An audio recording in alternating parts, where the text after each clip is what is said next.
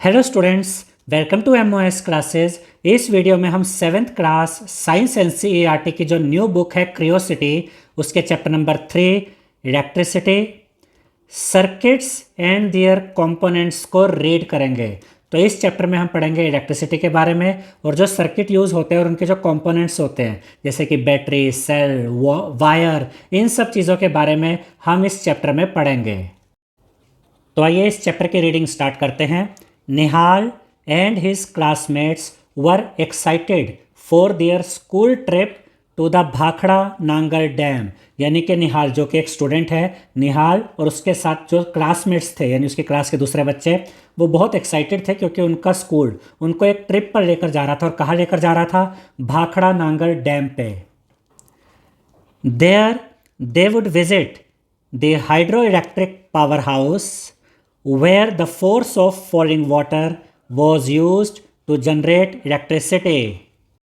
यहाँ पर हमें ये बताया गया कि जब वो भाखड़ा नांगल डैम पे जाएंगे तो वहाँ पर क्या करेंगे? वहाँ पर वो हाइड्रो इलेक्ट्रिक पावर हाउस जाएंगे। अब ये हाइड्रो इलेक्ट्रिक पावर हाउस क्या होता है? इसका मतलब होता है जहाँ पर पानी से बिजली बनती है। हाइड्रो का मतलब आप याद रखिएगा, या वाटर या पानी। तो हाइड्रो इलेक्ट्रिक पावर हाउस मतलब वो उस जगह पे विजिट करेंगे जहाँ पर पानी की मदद से, ऊपर से जब पानी गिरता है ना डैम में, बहुत हाइट से गिरता है और उसके बाद नीचे टरबाइन लगे होते हैं जो घूमते हैं जिससे कि बिजली जनरेट होती है। तो वो हाइड्रो इलेक्ट्रिक पावर हाउस में जाएंगे where the force of falling water was used to generate electricity. जहाँ पर इलेक्ट्रिसिटी कैसे जनरेट हो रही है, वहाँ पर इलेक्ट्रिसिटी जनरेट करने के लिए ऊपर से जो नीचे पानी गिरता है उसके फोर्स को, उसकी ताकत को यूज़ किया जाता है और बिजली बनाई जाती है। अब इसके बाद हमसे क्या कहा गया है? They also looked forward to the free 13 kilometre train ride from Nangal in Punjab to the Bhakra in Himachal Pradesh along the beautiful Sutlej river and through the Shivalik hills. यानी कि जो ये बच्चे थे वो इस बात को लेकर भी एक्साइटेड थे कि उनको 13 किलोमीटर ट्रेन राइड भी मिलेगी। 13 किलोमीटर तक वो ट्रेन से सफ़र करेंगे। कहाँ से कहाँ तक? फ्रॉम नांगल इन पंजाब, यानी पंजाब में जो नांगल है वहाँ से लेकर हिमाचल प्रदेश में जो भाखड़ा है जहाँ पर ये मेन डैम है वहाँ तक उनको 13 किलोमीटर तक ट्रेन में लेके जाया जाएगा along with the beautiful Sutlej river. और वो सतलुज रिवर के साथ साथ ट्रैवल करेंगे और ये जो आपका डैम है ये सतलुज रिवर पर ही बना हुआ है। And through the Shivalik hills, और ये शिवालिक की जो पहाड़ियाँ हैं उनके बीच में से होते हुए जाएंगे। अब इसके बाद देखिए क्या कहा गया है। प्रायर टू द ट्रिप, यानी कि ट्रिप स्टार्ट होने से पहले, Nihal and his classmates were given a group assignment to prepare a presentation on the use of electricity. यानी कि ये जो ट्रिप था, ये ट्रिप स्टार्ट होने से पहले निहाल और उसके क्लास में उसके साथ ही जो दूसरे क्लासमेट्स थे उनको एक ग्रुप असाइनमेंट दिया गया कि उन्हें एक प्रेजेंटेशन प्रिपेयर करनी है, एक प्रेजेंटेशन तैयार करनी है अबाउट यूसेज ऑफ इलेक्ट्रिसिटी के क्या क्या यूसेज होते हैं। और ये ग्रुप असाइनमेंट होगा। जैसे कि यहाँ आप देख सकते हैं कुकिंग एक उन्होंने ग्रुप लिया जिसमें से अलग अलग तरीके से इलेक्ट्रिसिटी यूज़ होती है। इलेक्ट्रिक केटल, मिक्सचर ग्राइंडर, ऐसे राइटिंग जो होम्स में यूज़ होती है, ऑफिस में। ट्रांसपोर्टेशन में इलेक्ट्रिसिटी यूज़ होती है। ट्रांसपोर्टेशन एक ग्रुप की तरह ले लिया और उसमें क्या क्या आ गया? ट्रेन, बस, कार। हीटिंग एंड कूलिंग, ये ग्रुप बना लिया उन्होंने जहाँ पर इलेक्ट्रिसिटी के अलग अलग यूसेज हैं। और इस ग्रुप के अंदर क्या क्या आ गया? Fan, room heater. अब आगे देखते हैं। They begin by looking around their houses. उन्होंने अपने घरों में देखा कि क्या क्या इलेक्ट्रिसिटी से रिलेटेड क्या क्या चीज़ें यूज़ होती हैं। देन देयर स्कूल में देखा इलेक्ट्रिसिटी कहाँ कहाँ यूज़ होती है इसमें। फॉलोड बाय देयर नेबरहुड, अपने आसपास देखा। देयर सिटी, शहर में देखा कहाँ कहाँ इलेक्ट्रिसिटी कैसे कैसे यूज़ होती है। And finally they search the internet, फिर उन्होंने फाइनली इंटरनेट पे देखा कि इलेक्ट्रिसिटी के क्या क्या यूसेज हैं। टू देयर एस्टोनिशमेंट, यानी कि वो ये देखकर हैरान रह गए। देयर लिस्ट केप्ट ग्रोइंग, कि उनकी लिस्ट तो बढ़ती ही जा रही थी। इलेक्ट्रिसिटी के इतने अलग तरीके के यूज़ उनको नज़र आ रहे थे। They decided to organise the uses under different headings. उन्होंने डिसाइड किया कि वो इलेक्ट्रिसिटी के जितने भी यूसेज हैं उनको डिफरेंट हेडिंग के बीच में रखेंगे। जैसे कुकिंग में उन्होंने ये सारा चीज़ें रख दी, electric kettle, mixture grinder, toaster, oven, microwave, ये सब आ गया कुकिंग के अंडर। फिर उन्होंने कहा चलो लाइटिंग देखते हैं, रोशनी कहाँ कहाँ इस्तेमाल होती है इलेक्ट्रिसिटी के हिसाब से देखें तो होम्स में, ऑफिसेज में, स्ट्रीट्स पे, मार्केट्स में, फैक्ट्रीज़ में लाइटिंग के लिए इलेक्ट्रिसिटी का यूज़ किया जाता है। फिर उन्होंने देखा कि ट्रांसपोर्टेशन में इलेक्ट्रिसिटी का यूज़ होता है। कैसे? ट्रेन में, बस में, कार में, स्कूटर में, लिफ्ट में, एस्केलेटर में। फिर हीटिंग एंड कूलिंग के लिए इलेक्ट्रिसिटी का यूज़ होता है। Fan, room heater, immersion rod, geyser, refrigerator, air conditioner, इन सब में इलेक्ट्रिसिटी का यूज़ होता है। फिर एंटरटेनमेंट में, टेलीविज़न में, रेडियो में इलेक्ट्रिसिटी का यूज़ होता है। कम्युनिकेशन, मोबाइल फ़ोन्स में, इंटरनेट में इलेक्ट्रिसिटी का यूज़ होता है। फिर अदर्स जैसे कि वाटर पंप, क्रेन, कंप्यूटर, इन सब में भी इलेक्ट्रिसिटी का यूज़ होता है। अब इसके बाद देखते हैं हमसे क्या कहा गया है। देखिए, can you help Nihal by adding some more usage to his list. क्या आप निहाल की हेल्प कर सकते हैं कि वो अपनी लिस्ट में कुछ और ऐसी चीज़ें जोड़े जहाँ इलेक्ट्रिसिटी का यूज़ होता है। Also suggest some other ways of grouping the usage of electricity. या आप उसको और कुछ ग्रुपिंग के लिए सजेस्ट कर सकते हैं कि ये ग्रुप हो सकते हैं जिनमें इलेक्ट्रिसिटी के ये यूसेज आप दिखा सकते हैं, ये आपको बताने के लिए कहा गया है। अब आगे बढ़ते हैं। We use electricity all the time. हम हमेशा इलेक्ट्रिसिटी का यूज़ करते हैं। So let us learn something more about electricity. तो अब हम इलेक्ट्रिसिटी के बारे में कुछ और पढ़ेंगे। You have learned earlier that electricity is generated in multiple ways. आप पहले ही इन चीज़ों के बारे में पढ़ चुके हैं कि इलेक्ट्रिसिटी अलग अलग तरीके से जनरेट की जाती है, बनाई जाती है। बाय विंड मिल्स का यूज़ करके इलेक्ट्रिसिटी जनरेट की जाती है। बाय यूजिंग विंड एनर्जी का यूज़ करके भी इलेक्ट्रिसिटी जनरेट की जाती है। By solar panels capturing the sun's energy. अब ये जो सोलर पैनल्स होते हैं ये भी इलेक्ट्रिसिटी जनरेट करते हैं क्योंकि ये सन्स एनर्जी को कैप्चर कर लेते हैं। आगे, बाय फॉलिंग वाटर। अब डैम्स से जो ऊपर से नीचे पानी गिरता है उसका भी यूज़ किया जाता है इलेक्ट्रिसिटी जनरेट करने के लिए। And by using natural gas और कोल। और नेचुरल गैस और कोल का इस्तेमाल करके भी इलेक्ट्रिसिटी यूज़ की जाती है। ये आपने कब पढ़ा था? In the chapter nature's treasures in the grade 6 science textbook curiosity. यानी क्लास 6 की जो साइंस की आपकी क्यूरियोसिटी बुक थी उसमें जो ये चैप्टर था नेचर्स ट्रेजर्स, उसमें आपने ये सब चीज़ें पढ़ी थी। अब आगे देखिए, the electric supply from these sources reaches our homes and factories via wires. अब देखिए यहाँ जितने भी हमने ये सोर्सेज देखे जहाँ से इलेक्ट्रिसिटी जनरेट होती है, यहाँ से ये हमारे घरों तक और फैक्ट्रीज तक कैसे पहुँचती है? वायर्स, तारों के द्वारा, वायर्स के द्वारा। For example, at home we plug in various devices to the electrical sockets in the wall. आपने घर में देखा होगा इलेक्ट्रिकल सॉकेट्स लगे होते हैं जिनमें कि आप कुछ डिवाइसेस को लगाते हैं, जैसे कि आप इलेक्ट्रिक चार्जर उसमें लगाते हैं, टीवी का प्लग उसमें लगाते हैं। However, to learn about electricity, लेकिन यहाँ पर जो हम इलेक्ट्रिसिटी की स्टडी करेंगे वो कैसे करेंगे? We will focus on a portable source of electricity that most of us may have used. यहाँ पर हम वो वायर के हिसाब से नहीं देखेंगे, ऐसे चार्जर लगा दिया आपने सॉकेट में, उस तरीके से करने के बजाय हमें कहा गया है कि हम जो स्टडी करेंगे वो पोर्टेबल सोर्स ऑफ इलेक्ट्रिसिटी के द्वारा करेंगे, जैसे कि बैटरी या सेल। क्योंकि बैटरी या सेल जो होती है वो आपने किसी चीज़ में डाली, किसी टॉय में डाली या टॉर्च लाइट में डाली या किसी ऐसी चीज़ में डाली बैटरी, और फिर उस चीज़ को आप यहाँ से वहाँ तक कैरी भी कर सकते हैं। तो ये पोर्टेबल सोर्स ऑफ इलेक्ट्रिसिटी यानी बैटरी या सेल के हिसाब से देखेंगे, ठीक है, क्योंकि बैटरी और सेल जो होती है ये पोर्टेबल होती है, इनको किसी चीज़ में डालकर आप कैरी भी कर सकते हैं। Let us start with its use in common device like a torch light. अब यहाँ हम टॉर्च लाइट का एग्जांपल लेकर चलेंगे कि टॉर्च लाइट में भी तो बैटरी ही डलती है, तो उसी को हम यहाँ पर यूज़ करेंगे इलेक्ट्रिसिटी को समझने के लिए। अब इसके बाद आगे देखते हैं हमसे क्या कहा गया है। क्वेश्चन यानी कि सावधानी, यानी सावधानी बरतने के लिए कहा गया है। The danger signs on electrical poles and other appliances warn people that electricity can be dangerous if not carefully handled। यानी कि जो इलेक्ट्रिकल पोल्स होते हैं और जो अदर अप्लायंसेज होते हैं, अप्लायंसेज मतलब जो डिवाइसेस होती हैं, उन पर ये जो डेंजर का साइन होता है, ठीक है, ये जो आप यहाँ पर देख रहे हैं, ये आपको ये चेतावनी देने के लिए होता है कि अगर इलेक्ट्रिसिटी को सही से हैंडल ना किया जाए, केयरफुली हैंडल ना किया जाए, तो इलेक्ट्रिसिटी खतरनाक भी साबित हो सकती है। Never ever perform experiments with power supply at your home और स्कूल। आपके घरों में, स्कूल में जो ये सॉकेट लगे होते हैं जिनमें कि आप प्लग वगैरह लगाते हैं, यहाँ पर आपसे ये कहा गया है कभी भी एक्सपेरिमेंट करने के लिए उनका यूज़ मत कीजिए, वो आपके लिए डेंजरस हो सकते हैं। Even electricity from portable generators can be dangerous. ये जो आपके जनरेटर होते हैं इनकी इलेक्ट्रिसिटी से भी कोई एक्सपेरिमेंट मत कीजिए, ये भी डेंजरस हो सकते हैं। यूज़ ओनली बैटरीज और सेल्स, सिर्फ बैटरीज और सेल्स का यूज़ कीजिए। और कौन सी बैटरी, कौन से सेल? जो आपके टॉर्च लाइट या घड़ियों में यूज़ होते हैं, वॉचेज़ में यूज़ होते हैं। देखिए, like those in torch light, वो बैटरी, वो सेल्स जो कि टॉर्च लाइट में यूज़ होते हैं, वॉल क्लॉक्स में यूज़ होते हैं, रेडियोज़ में यूज़ होते हैं और रिमोट्स में यूज़ होते हैं फॉर एक्सपेरिमेंट विद इलेक्ट्रिसिटी। कभी भी आपको इलेक्ट्रिसिटी का एक्सपेरिमेंट करना है तो ये बैटरी या सेल यूज़ कीजिए। वो बैटरी, वो सेल जो कि torch light, wall clock, radio या रिमोट में यूज़ होते हैं, उन्हीं का यूज़ करके आप इलेक्ट्रिसिटी के एक्सपेरिमेंट्स कीजिए। अब इसके बाद हम एक एक्टिविटी देखेंगे और ये एक्टिविटी किससे रिलेटेड होगी? टॉर्च लाइट से रिलेटेड होगी। देखिए, you might have used a torch light, हो सकता है आपने टॉर्च लाइट का यूज़ किया हो। ऑल्सो कॉल्ड अ टॉर्च और अ फ्लैश लाइट। तो टॉर्च लाइट को टॉर्च भी कहते हैं और फ्लैश लाइट भी कहते हैं। देखिए, take a torch light similar to the one shown in figure 3.1। अब यहाँ पर इस फिगर 3.1 में देखिए, ये आपको एक ये टॉर्च लाइट यहाँ पे नज़र आ रही होगी। अब तो खैर ये उतनी यूज़ में नहीं है जितनी कि पहले हुआ करती थी, क्योंकि अब तो मोबाइल फ़ोन्स में ही टॉर्च लाइट आ गई है। लेकिन आपको इसी टॉर्च लाइट को यहाँ पर देखना है। ध्यान से देखिए, ऑब्जर्व इट केयरफुली, ध्यान से देखिए। Do you notice a lamp? Lamp यानी कि ये यहाँ पर ये जो हिस्सा है ये आपको नज़र आ रहा है, जहाँ पर ये बल्ब लगा होता है इसको लैम्प कहा गया है।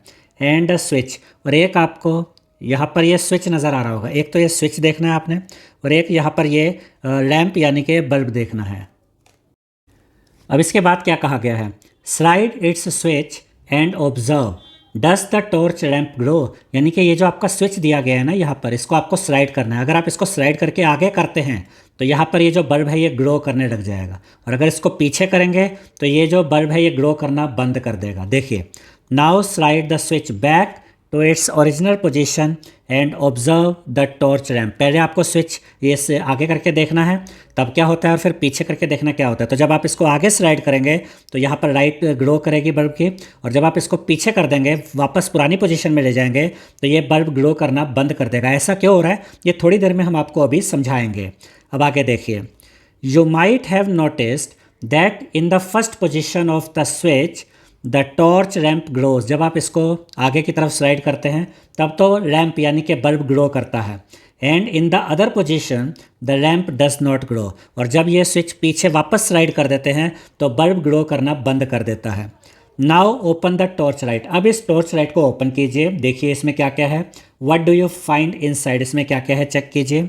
Inside the torch light you में फाइंड 2 और मोर इलेक्ट्रिक सेल्स, यानी इस टॉर्च लाइट में आपको 2 या 2 से ज़्यादा इलेक्ट्रिक सेल्स मिल सकते हैं। अब यहाँ पर ये एक क्वेश्चन है जो कि निहाल के मन में आ रहा है। देखिए, why does the torch lamp glow in one position of its switch, यानी कि जब इस स्विच को आगे की तरफ स्लाइड किया तो ये टॉर्च ग्लो क्यों करने लग गई, ये इसके मन में ये क्वेश्चन आया। अब हम आगे बढ़ते हैं। अब यहाँ पर देखिए क्या कहा गया है, अ सिंपल इलेक्ट्रिकल सर्किट। अब हम पढ़ेंगे इलेक्ट्रिकल सर्किट के बारे में। अब ये जो चीज़ है ना कि वो टॉर्च काम कैसे कर रही थी, एक एक करके धीरे धीरे अब हम उन चीज़ों पर आ रहे हैं कि वो टॉर्च काम कैसे करती है। देखिए, to understand how a torch works, ये समझने के लिए कि टॉर्च काम कैसे करती है, let us first find out about it's component. तो पहले हमें टॉर्च के कंपोनेंट्स के बारे में जानना होगा। कंपोनेंट्स मतलब टॉर्च में क्या क्या लगा होता है, टॉर्च के क्या क्या पार्ट्स होते हैं, उनके बारे में हम समझेंगे।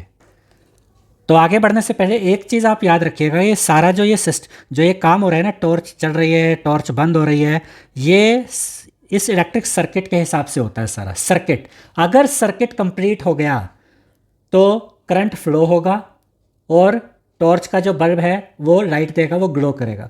अगर सर्किट ब्रेक हो गया तो उस केस में करंट रुक जाएगा, करंट का फ्लो रुक जाएगा, और जो टॉर्च जल रही थी, टॉर्च में से जो रोशनी आ रही थी वो बंद हो जाएगी। सर्किट कंप्लीट होगा, करंट फ्लो होगा, टॉर्च जलेगी।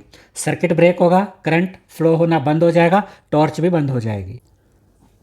तो इस चीज़ को आप ध्यान में रखिएगा। अब हम आगे बढ़ते हैं। तो यहाँ पर अब हम इलेक्ट्रिक सेल के बारे में पढ़ने जा रहे हैं, ठीक है। अब यहाँ पर ज़रा ध्यान से देखिए, ये आपको इलेक्ट्रिक सेल नज़र आ रही होगी, ये आपने भी देखी होगी। आप जो अपने टेलीविज़न के जो रिमोट होते हैं उसमें ये सेल यूज़ होता है, आपकी जो वॉल क्लॉक होती है उनमें ये सेल यूज़ होते हैं। इसके अलावा जो आपके एसी के रिमोट होते हैं उनमें भी ये सेल यूज़ होते हैं, और टॉयज़ में भी ये सेल यूज़ होते हैं। इसमें एक तरफ आपको यहाँ पर पॉजिटिव साइन नज़र आ रहा होगा और यहाँ पर ये नेगेटिव साइन होता है। तो नेगेटिव साइन वाले को क्या नाम दिया जाता है? नेगेटिव साइन वाली जो साइड होती है नेगेटिव टर्मिनल, और जो पॉजिटिव साइन है इस साइड पे, इसको क्या नाम दिया जाता है? Positive terminal. तो ये पॉजिटिव टर्मिनल है, ये पॉजिटिव टर्मिनल है, और ये नेगेटिव टर्मिनल है।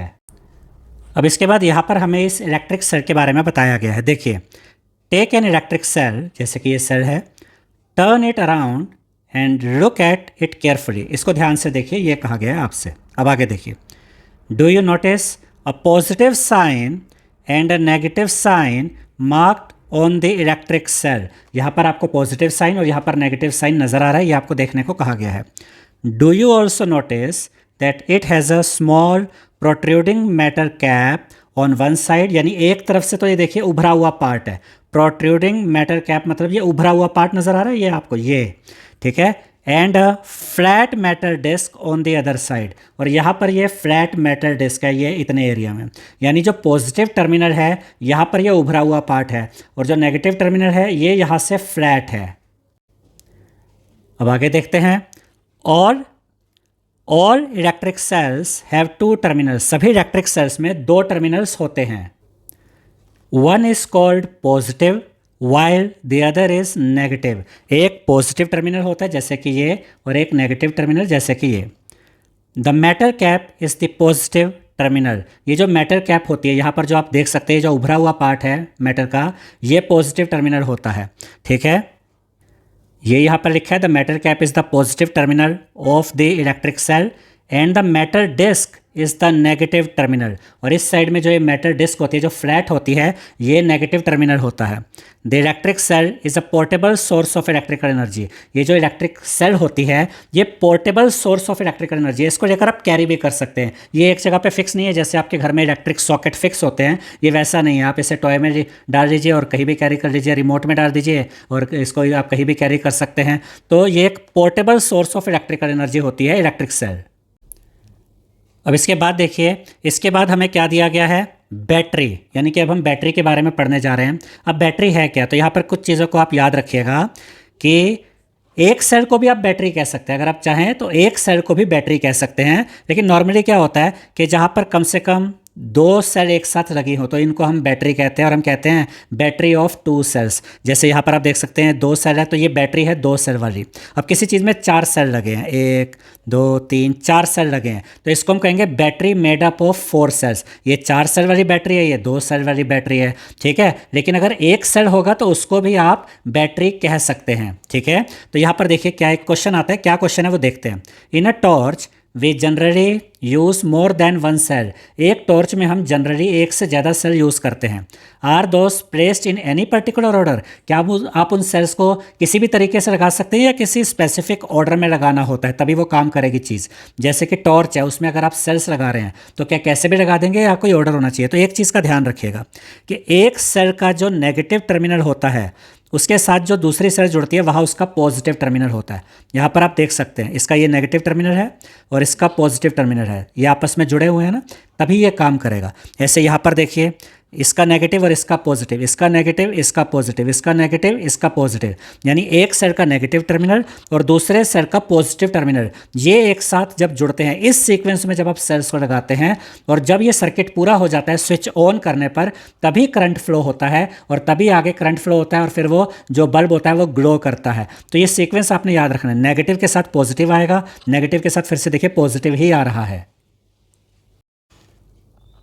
अब देखिए यहाँ पर क्या कहा गया है, take a torch which uses two cells, एक टॉर्च लीजिए जिसमें दो सेल्स का यूज़ होता है। ओपन इट्स सेल कंपार्टमेंट, उसके सेल कंपार्टमेंट को खोलिए, यानी कि जहाँ पर सेल्स डलते हैं टॉर्च में उस पार्ट को खोलिए, उस कंपार्टमेंट को खोलिए। And take out the cells, और सेल्स को बाहर निकालिए, ठीक है। अब आगे देखिए क्या कहा गया, put the cells back in a different order, यानी कि जैसे पहले सेल्स लगी थी अब उनको एक डिफरेंट ऑर्डर में वहाँ पर रख दीजिए। पहले सेल्स कैसे लगी होंगी, इस तरीके से लगी होंगी, नेगेटिव पॉजिटिव, नेगेटिव टर्मिनल के साथ पॉजिटिव टर्मिनल होगा। अब उस ऑर्डर को आप चेंज कर दीजिए, ठीक है, यानी कि इस तरीके से लगा दीजिए कि नेगेटिव के साथ दूसरी सेल का भी नेगेटिव ही जुड़ जाएगा। तब क्या होगा देखते हैं। Also try reversing the direction of one cell, ये वही चीज़ आ गई कि आप उसको एक ऐसे ऑर्डर में लगाइए जो पहले से डिफरेंट था। पहले नेगेटिव के साथ पॉजिटिव था, अब आपने चेंज कर दिया, नेगेटिव के साथ नेगेटिव लगा दिया। तो उस केस में क्या होगा देखिए, अब क्या कहा गया, देन स्लाइड द स्विच, अब आप उसके स्विच को स्लाइड कीजिए, जो कि यहाँ पर हमने देखा था ना, ये टॉर्च का जैसे ये स्विच था इसको अब आप स्लाइड करेंगे तो उसके बाद क्या वो अब टॉर्च काम करेगी, क्या वो बल्ब ग्लो होगा। ध्यान से देखिए, then slide the switch and check whether the lamp glows in each case, क्या दोनों केसेस में जो आपका लैम्प है वो ग्लो करेगा। यानी पहले तो सही ऑर्डर में लगा हुआ था सेल, नेगेटिव के साथ पॉजिटिव टर्मिनल था, तब अगर आप स्लाइड करते हैं तब तो वो ग्लो करेगा। लेकिन अगर आप ऑर्डर चेंज कर देते हैं, एक सेल का नेगेटिव और दूसरे सेल का भी नेगेटिव एक साथ जोड़ देते हैं, तब वो करंट फ्लो नहीं होगा और लैम्प ग्लो नहीं करेगा। देखिए यहाँ क्या लिखा है, check the order in which the cells were placed in the torch when the lamp glows, यानी जब लैंप ग्रो करता है उस टाइम पर सेल्स की पोजीशन क्या है, सेल्स किस ऑर्डर में प्लेस किए गए हैं, ये आपको देखना है। और ये ग्रो तभी करेगा जब ये सेल्स में ऐसा होगा कि एक सेल का नेगेटिव और एक सेल का पॉजिटिव टर्मिनल एक साथ जुड़े होंगे, तभी ये करंट इसमें फ्लो होगा और तभी ये लैंप ग्लो होगा। ठीक है, देखिए the lamp glows when the cells are placed in the orders as shown in figure 3.3। अगर इस तरह के ऑर्डर में ऐसे या ऐसे, अगर इस ऑर्डर में सेल्स को लगाया गया तभी लैंप ग्लो होगा, एक का नेगेटिव दूसरे का पॉजिटिव, एक का नेगेटिव दूसरे का positive. Notice how the terminals of the two cells are connected, देखिए टर्मिनल्स कैसे जुड़ रहे हैं, नेगेटिव के साथ पॉजिटिव है। The positive terminal of one cell, the positive terminal of one cell is connected to the negative terminal of the next cell, यानी एक का पॉजिटिव और दूसरे का नेगेटिव एक साथ जुड़ा हुआ। Such a combination of two or more cells is called a battery, इस तरह के कॉम्बिनेशन को हम बैटरी कहते हैं, जहाँ पर दो या दो से ज़्यादा सेल्स एक साथ होती है उसको हम बैटरी कहते हैं। लेकिन ये भी याद रखिएगा, जो कि आगे आएगा अभी, कि एक सेल होगा तो उसको भी आप कहने को बैटरी कह सकते हैं। अब ये वाली जो बैटरी है एक ऐसी बैटरी है जिसमें टू सेल्स है, तो ये टू सेल्स वाली बैटरी है। और ये वाली जो बैटरी है ये 4 सेल वाली बैटरी है। अब आगे बढ़ते हैं, देखिए यहाँ पर क्या लिखा है, for many devices we may need more than one cell, यानी बहुत सी ऐसी डिवाइसेस होती है जिनमें हमें एक से ज़्यादा सेल लगाने की ज़रूरत होती है। So we connect two or more cells together as shown in figure 3.3, और ये हमने फिगर 3.3 में ऊपर देखा कि 2 सेल्स या 2 से ज़्यादा सेल्स लगाई जा सकती हैं। Connecting more than one cell provides energy to the circuit for a longer time and और मोर एनर्जी, यानी आप जब एक से ज़्यादा सेल्स लगाते हैं तो इससे सर्किट को ज़्यादा एनर्जी मिलती है, ज़्यादा समय के लिए, और एनर्जी भी ज़्यादा मिलती है। अब इसके बाद देखिए, the term battery is also used for a single cell, यानी एक सेल हो तब भी आप उसको बैटरी कह सकते हैं। ये सब बातें मैं आपको पहले ही बता चुका हूँ। We use the term battery even for the single cell that powers our mobile phone, हमारे मोबाइल फ़ोन में तो एक ही सेल होता है ना, उसको भी हम बैटरी ही कहते हैं। तो एक सेल है उसको भी बैटरी कहेंगे, अगर 2 सेल है तो उसको भी आप बैटरी कहेंगे, और 2 से ज़्यादा सेल से 3 सेल है, 4 सेल है तो उनको भी आप बैटरी कहेंगे, और एक सेल को भी आप बैटरी कह सकते हैं। अब हम क्या देख रहे हैं आगे, इलेक्ट्रिक लैंप, जिसको आप इलेक्ट्रिक बल्ब भी कह सकते हैं। अब इलेक्ट्रिक लैंप कैसे काम करता है, ये इलेक्ट्रिक बल्ब कैसे काम करता है, हम इन्हीं चीज़ों को अब देख रहे हैं। ठीक है, अब यहाँ पर हमसे क्या कहा गया है, एक और नाम दिया गया है इनकैंडेसेंट लैंप, यानी कि इनकैंडेसेंट बल्ब। ये इस तरह के लैंप या इस तरह के बल्ब होते हैं जो कि हीट होने पर ग्लो करते हैं और जिससे लाइट निकलती है, रोशनी निकलती है, यानी कि इसमें जो हीट है उससे ये जो लैंप है वो काम करता है, उससे ये बल्ब काम करता है। कैसे? अच्छा, एक चीज़ और याद रखिएगा कि इस तरह के जो इनकैंडेसेंट लैंप या इनकैंडेसेंट जो बल्ब होते हैं अब ये उतने यूज़ नहीं होते, आपको मार्केट में मिल जाएंगे लेकिन अब उतने यूज़ नहीं होते, पहले ये काफ़ी यूज़ हुआ करते थे। ठीक है, अब देखिए, for this activity you will require a torch light with an incandescent lamp और लाइट बल्ब, यानी कि इस एक्टिविटी के लिए आपको एक ऐसी टॉर्च लाइट लेनी पड़ेगी जिसमें कि वो पुराने टाइप का लाइट बल्ब या इनकैंडेसेंट लैंप लगा हो। इसके बाद देखिए, many old torch lights still use such lamps, यानी कि आज भी बहुत सी ऐसी टॉर्च लाइट्स आती है जिनमें इस तरह के लैंप यूज़ या इस तरह के बल्ब यूज़ किए जाते हैं।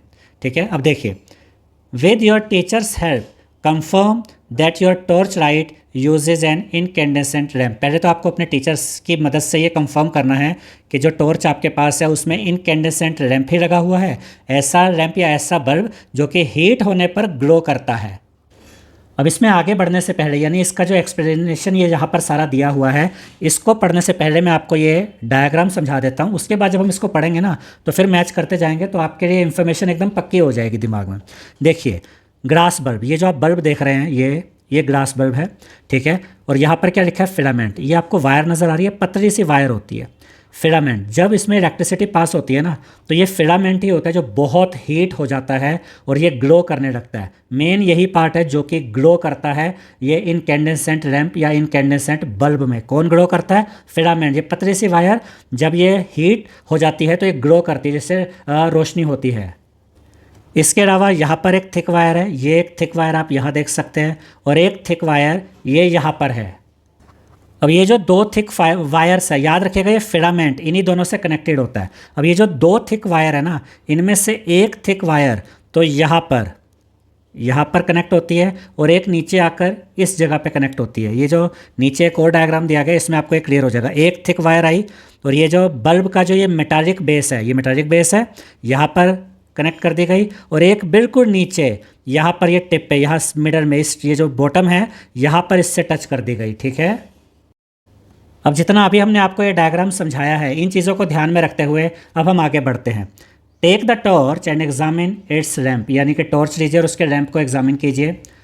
व्हाट डू यू सी, आप क्या देखते हैं? Do you notice a thin wire fixed in the middle of the glass bulb. इस ग्लास बल्ब में आपको यहाँ ये थिन वायर नज़र आएगी जो कि क्या है, फिलामेंट है। ठीक है, ये आपको फिलामेंट यहाँ पर नज़र आएगा। फिर देखिए आगे क्या है, अब आगे लिखा है now switch on the torch, torch को स्विच ऑन कीजिए।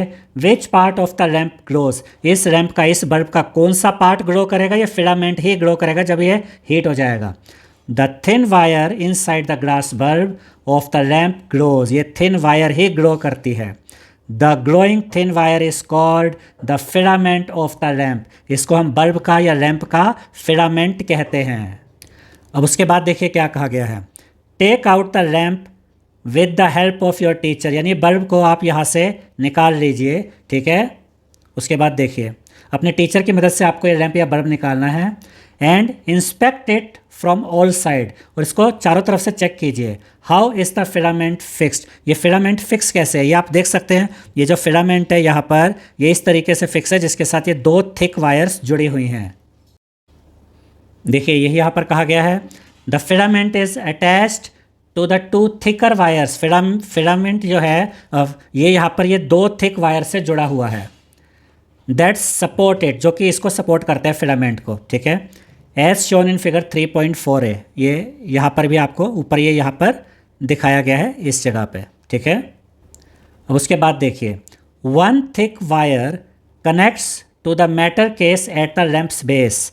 ठीक है, यानी कि एक थिक वायर, ये जो मेटल बेस है ना, ये इतना हिस्सा ये मेटल बेस है। ठीक है, ये एक हिस्सा यहाँ पर है, देखिए दोबारा से देखिए, ये मेटल बेस है, इसमें एक थिक वायर यहाँ आकर जुड़ रही है, ये चीज़ यहाँ पर बता दी। While the other connects to the metal tip at the centre of the base, और दूसरी वायर यहाँ आकर जुड़ रही है। These form the two terminals, इससे दो टर्मिनल बन जाते हैं, एक ये वाला टर्मिनल और एक ये वाला टर्मिनल। ठीक है, of the lamp, and are fixed in a way, इनको इस तरीके से फिक्स किया जाता है that they do not touch each other, और ये एक दूसरे को टच नहीं करते। In such incandescent lamps the filament gets hot, ये चीज़ हम पहले ही बता चुके हैं आपको, जब इसमें से इलेक्ट्रिसिटी पास होती है तो ये जो फिलामेंट होता है ये गर्म हो जाता है। And glows to produce light, और लाइट प्रोड्यूस करता है जिससे रोशनी होती है। अब ये तो हुई इनकैंडेसेंट लैम्प्स या इनकैंडेसेंट बल्ब किस तरीके से काम करते हैं उसके बारे में। अब इसके बाद देखिए यहाँ पर एक चीज़ आती है, how ever my torch has a different kind of lamp, मेरी टॉर्च में एक अलग ही तरीके का लैम्प या अलग ही तरीके का बल्ब है। In fact it can not be taken out, इसको बाहर भी नहीं निकाला जा सकता टॉर्च से, as it is fixed in it, वो तो उसमें फिक्स है बल्ब। तो उस केस में हम क्या करेंगे, इसको अब हम पढ़ने जा रहे हैं कि ये किस तरह के लैम्प या ये किस तरह के बल्ब होते हैं।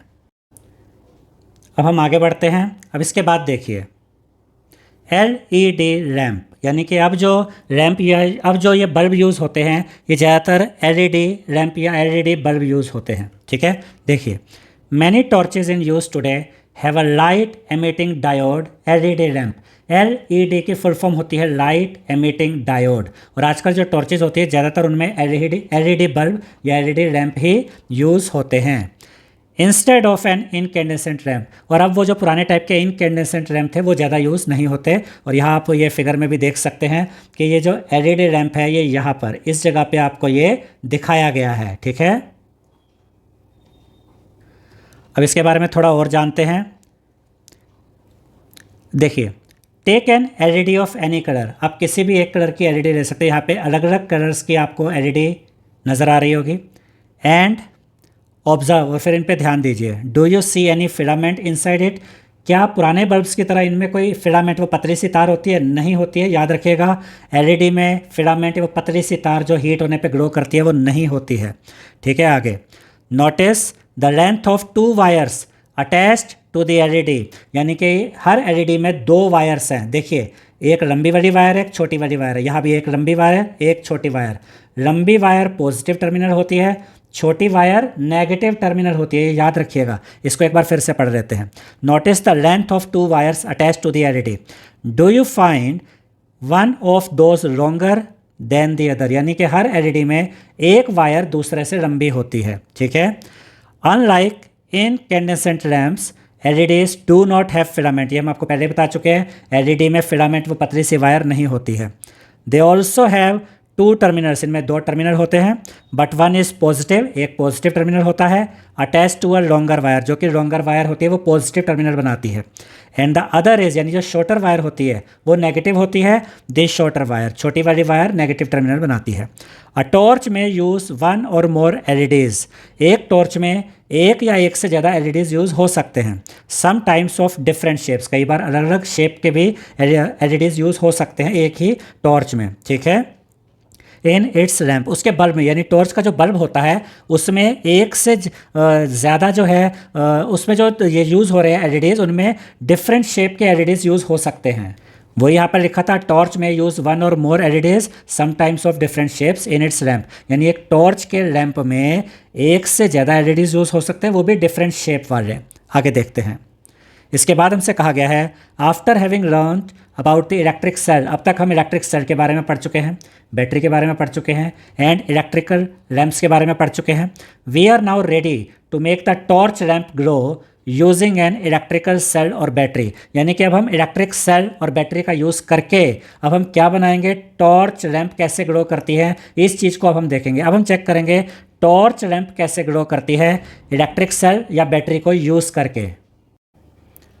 अब इसके बाद देखिए, making an electric lamp glow using an electric cell और बैटरी, यानी कि अब हम इलेक्ट्रिक सेल या बैटरी का यूज़ करके इलेक्ट्रिक लैंप ग्लो करके दिखाएंगे। ये एक एक्टिविटी है यहाँ पर, ठीक है।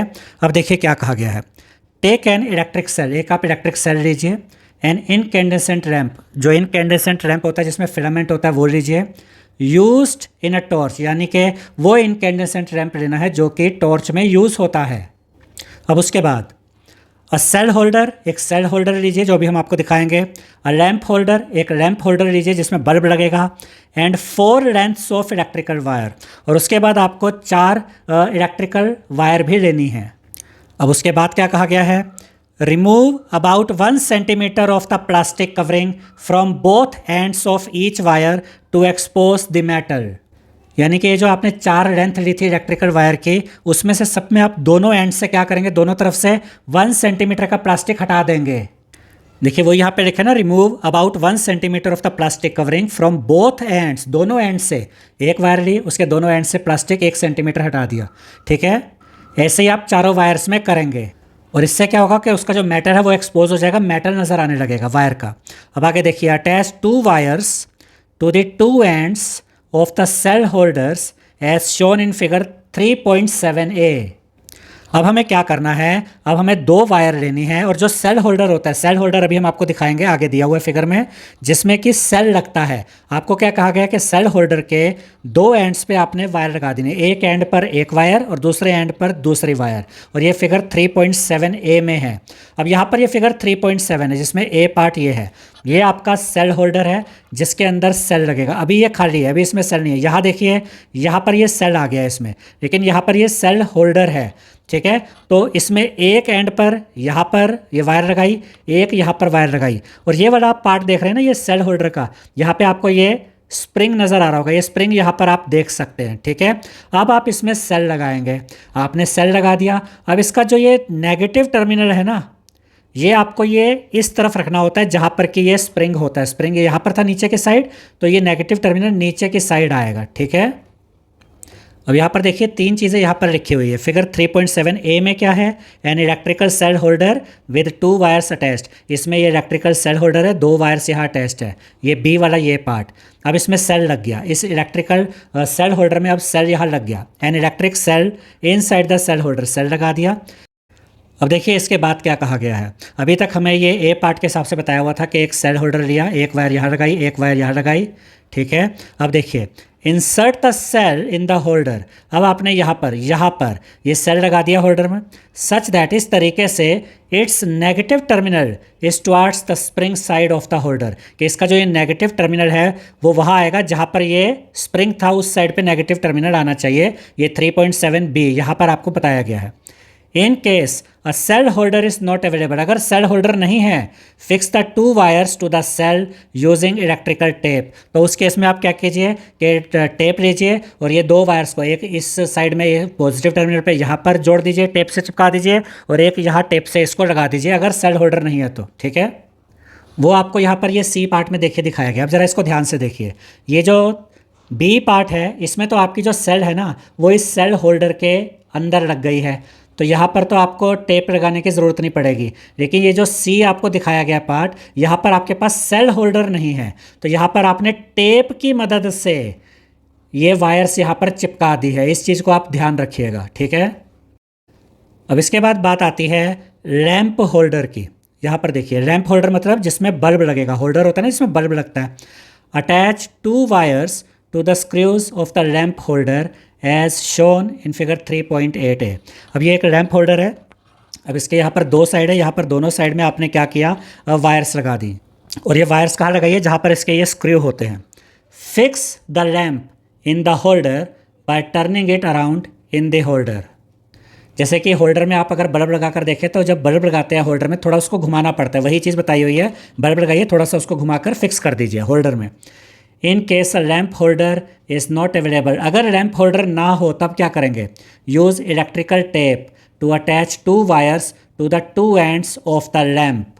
उस केस में आप क्या करेंगे, जैसे कि यहाँ पर दिखाया हुआ है, देखिए यहाँ पर पहला केस और ये दोनों अगर आप देखेंगे तो यहाँ पर ये वायर लगाई और यहाँ पर ये लैंप होल्डर में आपने बल्ब लगा दिया। लेकिन यहाँ पर अगर लैंप होल्डर नहीं है तो एक वायर यहाँ पर इस तरीके से इस जगह पे आप लगाएंगे और एक यहाँ नीचे की तरफ आप लगाएंगे।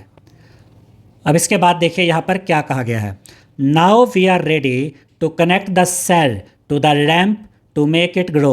अब हम सेल और लैंप को कनेक्ट करेंगे ताकि जो लैंप जो बल्ब है वो ग्लो कर जाए। हमारे पास 2 चीज़ें थी, एक तो वो सेल है, ठीक है, और एक दूसरा यहाँ पर हमारे पास एक लैंप होल्डर है जिसमें लैंप लगा हुआ। अब इन दोनों को जोड़ना है, जो कि यहाँ पर आगे अगर आप देखेंगे तो ये इस तरीके से आप देख सकते हैं, जोड़ कर भी दिखाया गया है। सेल है और यहाँ पर ये लैंप है जो कि लैंप होल्डर में लगा हुआ है, ठीक है।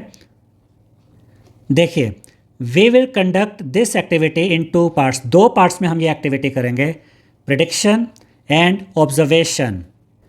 यानी कि यहाँ पर हम क्या करेंगे, एक्टिविटी को 2 पार्ट्स में करेंगे। एक प्रेडिक्शन, यानी कि देखेंगे कि किस तरीके से अगर हम इस तरीके से वायर लगाते हैं या इस तरीके से सेल और लैंप होल्डर को जोड़ते हैं तो क्या लैंप ग्लो करेगा कि नहीं। एक तो ये प्रेडिक्शन चेक करनी है कि काम होगा या नहीं होगा, और उसके बाद हमें ऑब्जर्वेशन देखनी है कि वाकई जो हमने सोचा था वो सही निकला या नहीं निकला। देखिए, some of the ways in which the lamp and the cell can be connected are shown in table 3.1। अब आगे एक टेबल आएगी 3.1, उसमें हमें कुछ तरीके बताए हुए हैं कि इस तरीके से हम लैंप और सेल को जोड़ेंगे। एक तो हमें प्रेडिक्शन देखनी है कि आगे लैंप ग्लो करेगा नहीं करेगा, फिर चेक करना है कि ऑब्जर्वेशन के रिजल्ट क्या निकला। अब इसके बाद देखिए, predict for each arrangement if the lamp will glow और नॉट। पहले तो आपको ये देखना है कि लैंप ग्लो करेगा कि नहीं, अगर इस तरीके से लगाते हैं तो। And right your prediction in table 3.1, और अपनी प्रेडिक्शन आपको टेबल 3.1 में लिखनी है। उसके बाद देखिए, now connect the lamp and the cell. अब आप लैंप और सेल को जोड़ेंगे and observe if the lamp glows और नॉट। अब आपको ऑब्जर्वेशन देखनी है, अब वाकई आप देखेंगे कि ये ग्लो कर रहा है कि नहीं lamp. Note down your observation, फिर अपनी ऑब्जर्वेशन लिखिए in table 3.1। Also for the lamps which glow colour their glass bulb yellow.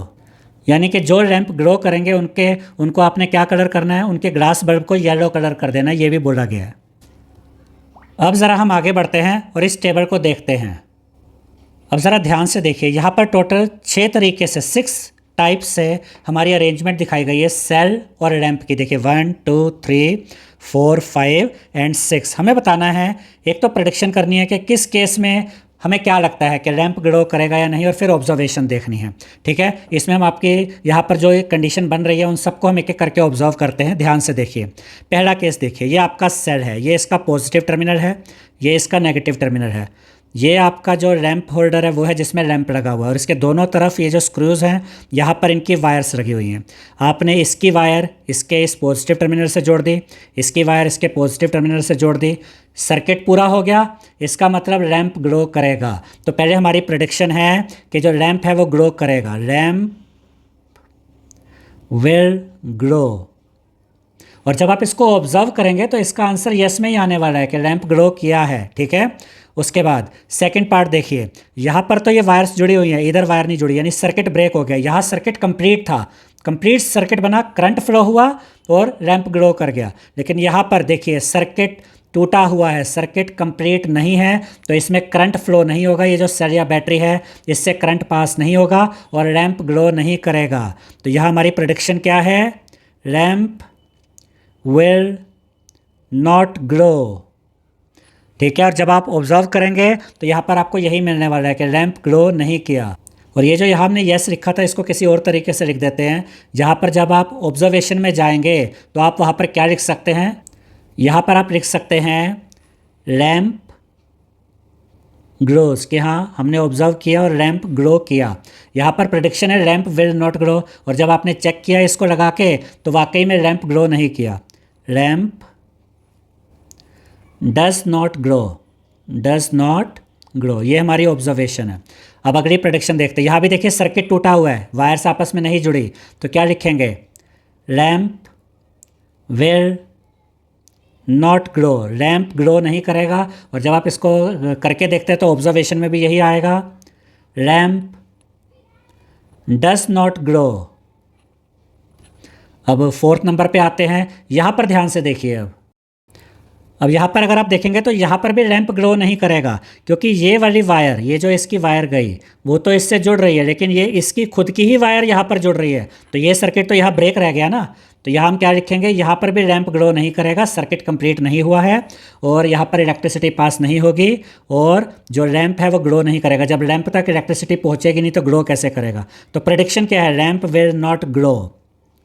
और जब आप ऑब्जर्व करेंगे तो आप पाएंगे कि वाकई ग्लो नहीं हुआ, लैंप डज नॉट ग्लो। अब आगे बढ़ते हैं, फिफ्थ सिनेरियो देखिए। यहाँ पर ये वाला सर्किट यहाँ ब्रेक रह गया और ये वायर इधर ही जोड़ दी गई, ये वायर भी इधर ही जोड़ दी गई, ये भी सर्किट कंप्लीट नहीं हुआ। प्रेडिक्शन क्या है, सेम वही, लैंप विल नॉट ग्लो। और लैंप ग्लो क्यों नहीं करेगा, क्योंकि सर्किट कंप्लीट नहीं हुआ, करंट पास नहीं हुआ, और ऑब्जर्वेशन में भी यही आएगा, लैंप ग्लो नहीं किया, लैंप डज नॉट ग्लो। अब आ जाइए सिक्स्थ वाले पार्ट पे। यहाँ पर इस सिनेरियो को देखिए, ये वायर इधर टच की गई, इसकी ये वायर लैंप की यहाँ टच की गई, तो ये सर्किट कंप्लीट हो गया। इससे फ़र्क नहीं पड़ रहा कि ये इससे टच है इससे टच है, ये वायर इस वाले पॉइंट पर टच हो गई, ये वायर इस वाले से टच हो गई, सर्किट कंप्लीट हो गया, करंट फ्लो होगा। तो हमारी प्रेडिक्शन क्या है, लैंप विल ग्लो, लैंप यानी बल्ब जलेगा, उसमें रोशनी आएगी। और जब आप ऑब्जर्व करेंगे तो आपको क्या पता चलेगा कि वाकई ये ग्लो कर रहा है। तो यहाँ पर आप लिखेंगे लैंप ग्लोज, के लैंप ग्लो किया है। अब यहाँ पर हमने क्या देखा कि जो अरेंजमेंट 1 थी इसमें लैंप ग्लो हुआ क्योंकि सर्किट कंप्लीट था, करंट फ्लो हुआ यहाँ सेल से और बैटरी से, और करंट फ्लो होने के बाद ये बल्ब ग्लो किया। अरेंजमेंट 1 में और अरेंजमेंट 6 में यहाँ पर भी एक बल्ब जो लैंप था वो ग्लो किया, क्योंकि यहाँ भी सर्किट कंप्लीट हुआ था। बाकी अरेंजमेंट्स में सर्किट कंप्लीट नहीं हुआ, करंट फ्लो नहीं हुआ, इसलिए लैंप भी ग्लो नहीं किया। अब देखिए आगे क्या कहा गया है हमसे, the lamp glows in the arrangement at serial number 1 and 6, यही हमने आपको बताया, अरेंजमेंट नंबर 1 और 6 में बल्ब ग्लो किया, and does not glow in the remaining arrangements, बाकी जो अरेंजमेंट्स थी वहाँ बल्ब ग्लो नहीं किया। Now carefully look at the arrangements in which the lamp glows. अब जहाँ दो जो सीरियल नंबर 1 और सीरियल नंबर 6 में इनमें जो लैंप ग्लो किया वहाँ अरेंजमेंट कैसी थी, वहाँ जो आपका सर्किट था वो कंप्लीट हो रहा था। सर्किट कंप्लीट होता है तो करंट फ्लो करता है और बैटरी या सेल से, और फिर लैंप ग्लो करता है। Compare these with those in which the lamp does not glow, और उन अरेंजमेंट से कंपेयर कीजिए जहाँ पे लैंप ग्लो नहीं हुआ, वहाँ पे सर्किट कंप्लीट नहीं था, करंट फ्लो नहीं हुआ, इसलिए लैंप भी ग्लो नहीं किया। Can you find the reason for the difference. देखिए रीज़न तो हमने आपको बता ही दिया है। अब इसके बाद हमें किसके बारे में बताया गया है, इन इलेक्ट्रिक सर्किट, जो अब कई बार हम आपको अब समझा चुके हैं। देखिए, the lamp glows when one terminal of the lamp is connected to one terminal of the electric cell and the other terminal of the lamp to the other terminal of the cell as shown in figure 3.9। यहाँ पर देखिए, यहाँ पर ये lamp का एक terminal यानी lamp की एक वायर, ये सेल का एक टर्मिनल यानी सेल की एक वायर। टर्मिनल मतलब ये एंड जो होते हैं जब ये आपस में जुड़ गए, इस वायर का ये वाला टर्मिनल ये वाली साइड, इस लैंप की वायर का ये वाला टर्मिनल ये यहाँ पर जुड़ गए, ठीक है। तो यहाँ पर ये आपस में देखिए, ये पॉइंट जो आप देख रहे हैं ना, ये पॉइंट ये आपस में जुड़ गए। ऐसे यहाँ पर ये वाली वायर दोनों यहाँ पर आपस में जुड़ गई, सर्किट कंप्लीट हो गया। अब इस सेल से क्या होगा, करंट फ्लो होगा, इसमें जाएगा आपके बल्ब में और बल्ब ग्लो करेगा। This setup forms an electrical circuit. इससे क्या होता है, इलेक्ट्रिकल सर्किट कंप्लीट हो जाता है, बन जाता है पूरा। Which provides a complete path for electric current. इससे करंट को फ्लो होने के लिए पूरा एक रास्ता, पूरा एक पाथ मिल जाता है to flow through the lamp, जिससे कि करंट कहाँ तक जाता है, लैंप तक, और बल्ब यानी लैंप ग्लो करता है। The lamp glows only when current passes through the circuit. Lamp तभी ग्लो करेगा, बल्ब तभी ग्लो करेगा जब सर्किट में से करंट पास होगा। और करंट कब पास होगा, जब सर्किट कंप्लीट होगा। अब इसके बाद देखिए क्या कहा गया है, यहाँ पर देखिए, the direction of electric current in an electrical circuit is taken to be from the positive to the negative terminal of the electric cell. यानी कि जो डायरेक्शन होती है इलेक्ट्रिक करंट की, इस सर्किट में जो करंट फ्लो करेगा वो क्या मानी जाती है, पॉजिटिव टू नेगेटिव टर्मिनल। यानी यहाँ से ऐसे करंट जा रहा है और इस तरफ ऐसे आ रहा है, इस तरीके से ये फ्लो करेगा। अगर आप एरो के हिसाब से दिखाना चाहें तो वो भी दिखा सकते हैं, पॉजिटिव टू नेगेटिव, यानी कि जो करंट है वो इस तरीके से जा रहा है और इस तरीके से नीचे आ रहा है और ऐसे ये फ्लो कर रहा है। अब आगे देखिए, when the terminals of the lamp are connected with those of the electric cells by wires, the current passes through the filament of the incandescent lamp and makes it glow। इसका ये मतलब हुआ कि जब लैंप की ये दो wires हैं, एक ये वाली वायर यहाँ नज़र आ रही होगी और एक ये वाली वायर, जब लैंप की इन वायर्स को यहाँ पर सेल के साथ जो वायर्स जोड़ी गई थी उनके साथ जोड़ा जाता है, इस चीज़ को ध्यान से देखिएगा। जब इन वायर्स को आपस में जोड़ा जाता है, लैंप की दो वायर्स को सेल की दो वायर्स से, तो इसमें करंट फ्लो करता है। फिर वो करंट कहाँ तक पहुँचता है, फिलामेंट तक, ठीक है। कौन से लैंप में, ये जो इनकैंडेसेंट लैंप है, इनकैंडेसेंट बल्ब है जिसमें कि फिलामेंट होता है, उसमें जब ये करंट पहुँचता है तो फिर ये बल्ब ग्लो करता है। फिलामेंट ग्लो करता है मतलब बल्ब ग्लो करता है। अब आगे देखिए, with an incandescent lamp it does not matter which of its terminals connects to the positive or negative terminal of the cell. जैसा कि हमने अरेंजमेंट 6 में देखा था, आप इस वाली वायर को सेल के इस वायर से जोड़ दीजिए और लैंप की इस वाली वायर को इसको इससे जोड़ दीजिए, इसको इससे जोड़ दीजिए, तब भी सर्किट पूरा हो जाएगा, ठीक है। इससे फ़र्क नहीं पड़ेगा कौन सी वायर को किससे जोड़ा। ध्यान से इसको एक बार फिर से हम समझ लेते हैं। देखिए, ध्यान से देखिएगा कि यहाँ पर ये वाली वायर इस वायर से जुड़ी है, ये वाली वायर इस वायर से जुड़ी है, सर्किट पूरा हो गया, करंट फ्लो कर रहा है। ये वाली वायर अगर इस वायर से जोड़ दी जाए और ये वाली वायर इस वायर से, यानी लैंप की ये दोनों वायर, इनमें से किसी भी एक वायर से जोड़ दी जाए, सेल की किसी भी एक वायर से, तो इससे फ़र्क नहीं पड़ता कि कौन सी किससे जुड़ रही है। बस लैंप की एक वायर, सेल की एक वायर, लैंप की ये दूसरी वायर, सेल और सेल की दूसरी वायर, इनको जोड़ दीजिए, सर्किट कंप्लीट हो जाता है, ठीक है। The lamp will glow as long as the circuit is complete. Main चीज़ ये है कि यहाँ सर्किट कंप्लीट हो गया तो लैंप ग्लो करेगा क्योंकि करंट पास होगा। And current flows through the filament, और जो करंट है वो फिलामेंट से क्रॉस करता जाएगा, करंट फ्लो करता जाएगा फिलामेंट से, और जो बल्ब है वो ग्लो करता रहेगा। अब इसके बाद देखिए यहाँ पर हमसे क्या कहा गया है, समटाइम्स एन इनकैंडेसेंट लैम्प, जिसमें कि फिलामेंट होता है, does not glow even when connected to a cell. यानी कि कई बार ऐसा होता है कि इनकैंडेसेंट लैम्प को आपने सेल के साथ कनेक्ट किया, वो तब भी नहीं जल रहा है। ऐसा क्यों होता है, तब भी वो ग्लो नहीं करता, क्यों? वी से द लैम्प हैज़ फ्यूज। तब हम कहते हैं कि लैम्प फ्यूज़ हो गया। लैम्प फ्यूज़ होने का मतलब है कि लैम्प का जो फिलामेंट है, बल्ब का जो फिलामेंट है, वो किसी वजह से ब्रेक डाउन हो जाता है, टूट जाता है, जिससे कि सर्किट ब्रेक डाउन हो जाता है और करंट फ्लो नहीं करता और लैम्प ग्लो नहीं करता। Usually due to a broken filament. और ऐसा क्यों होता है, क्योंकि फिलामेंट टूट जाता है।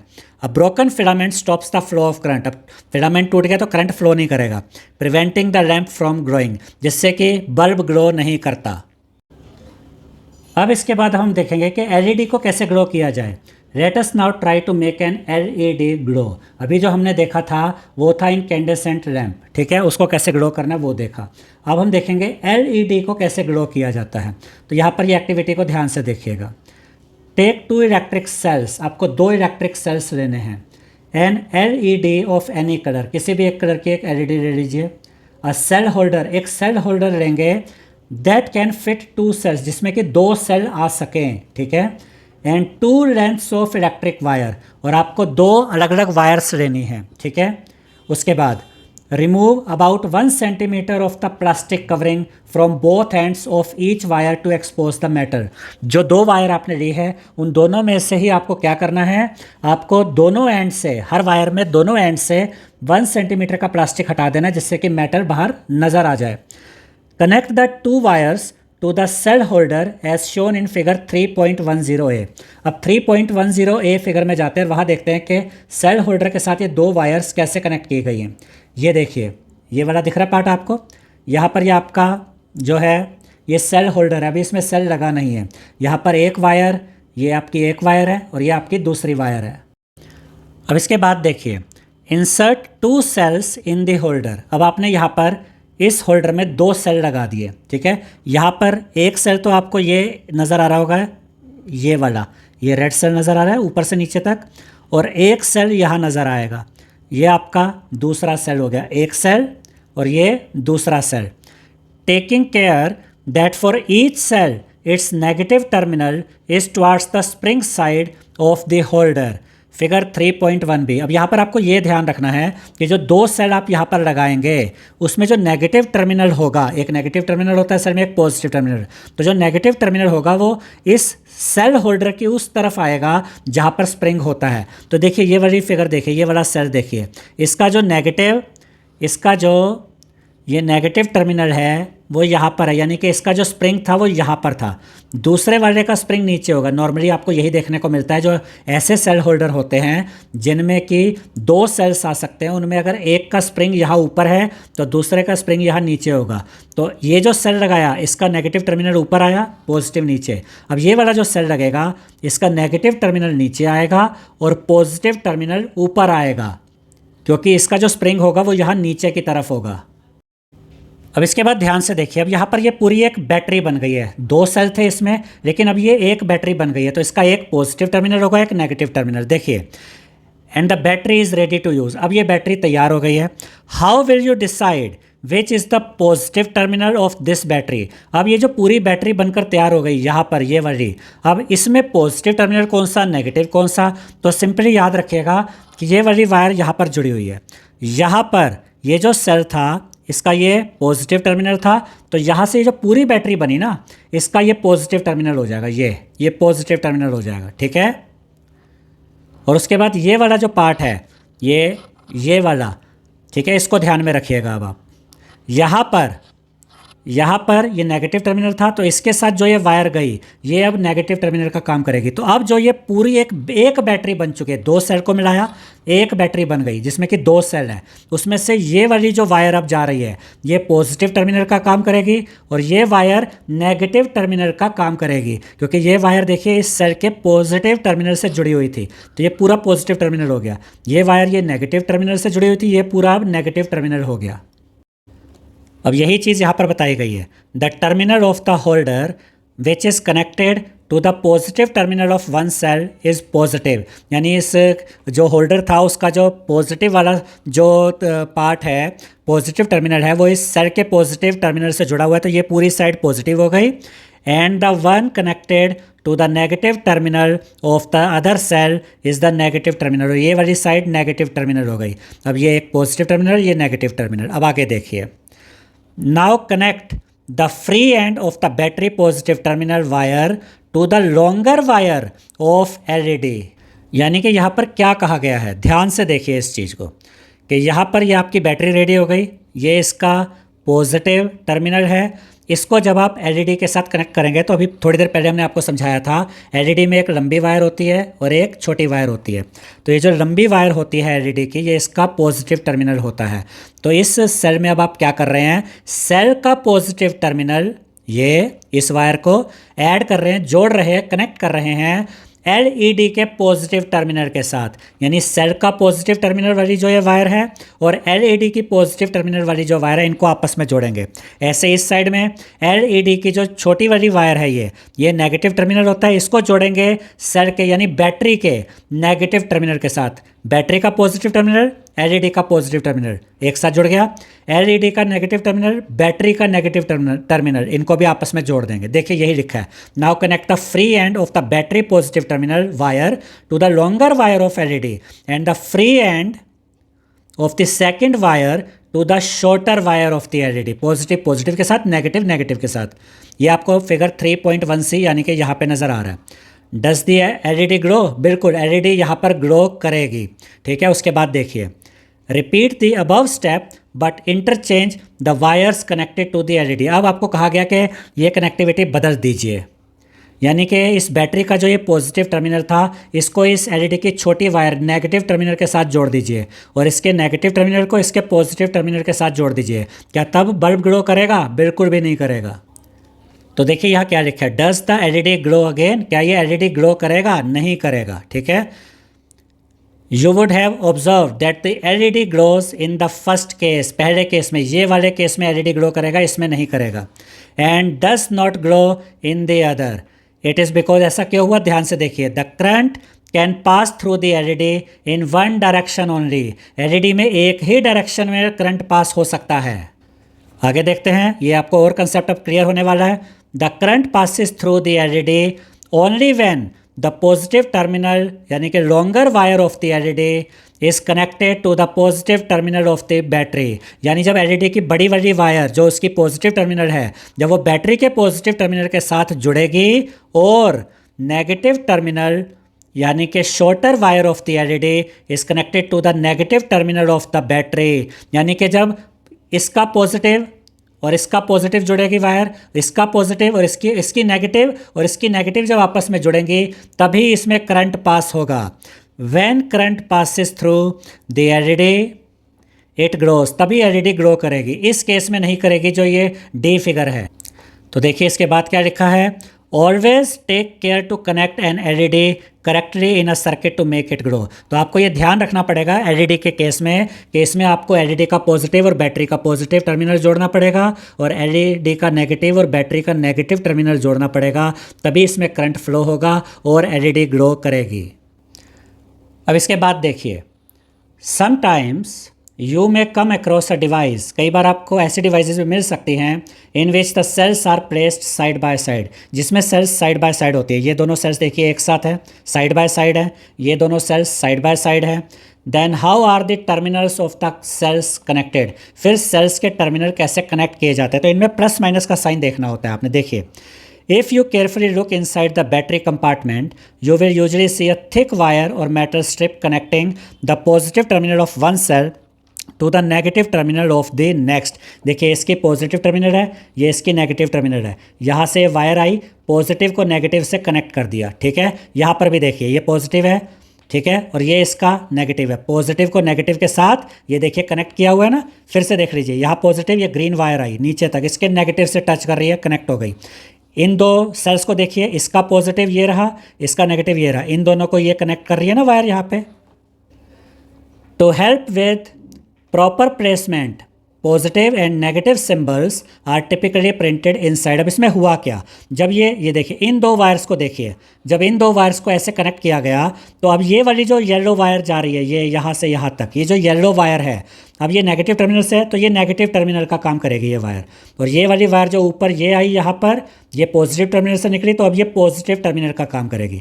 ऐसे यहाँ पर देखिए, ये नेगेटिव टर्मिनल से बाहर जा रही है वायर तो ये नेगेटिव टर्मिनल का काम करेगी। ये वाली वायर यहाँ पॉजिटिव टर्मिनल से जा रही है तो ये पॉजिटिव टर्मिनल का काम करेंगी। अब इसके बाद देखिए, अब हम पढ़ेंगे इलेक्ट्रिक स्विच के बारे में। किसके बारे में? इलेक्ट्रिक स्विच के बारे में।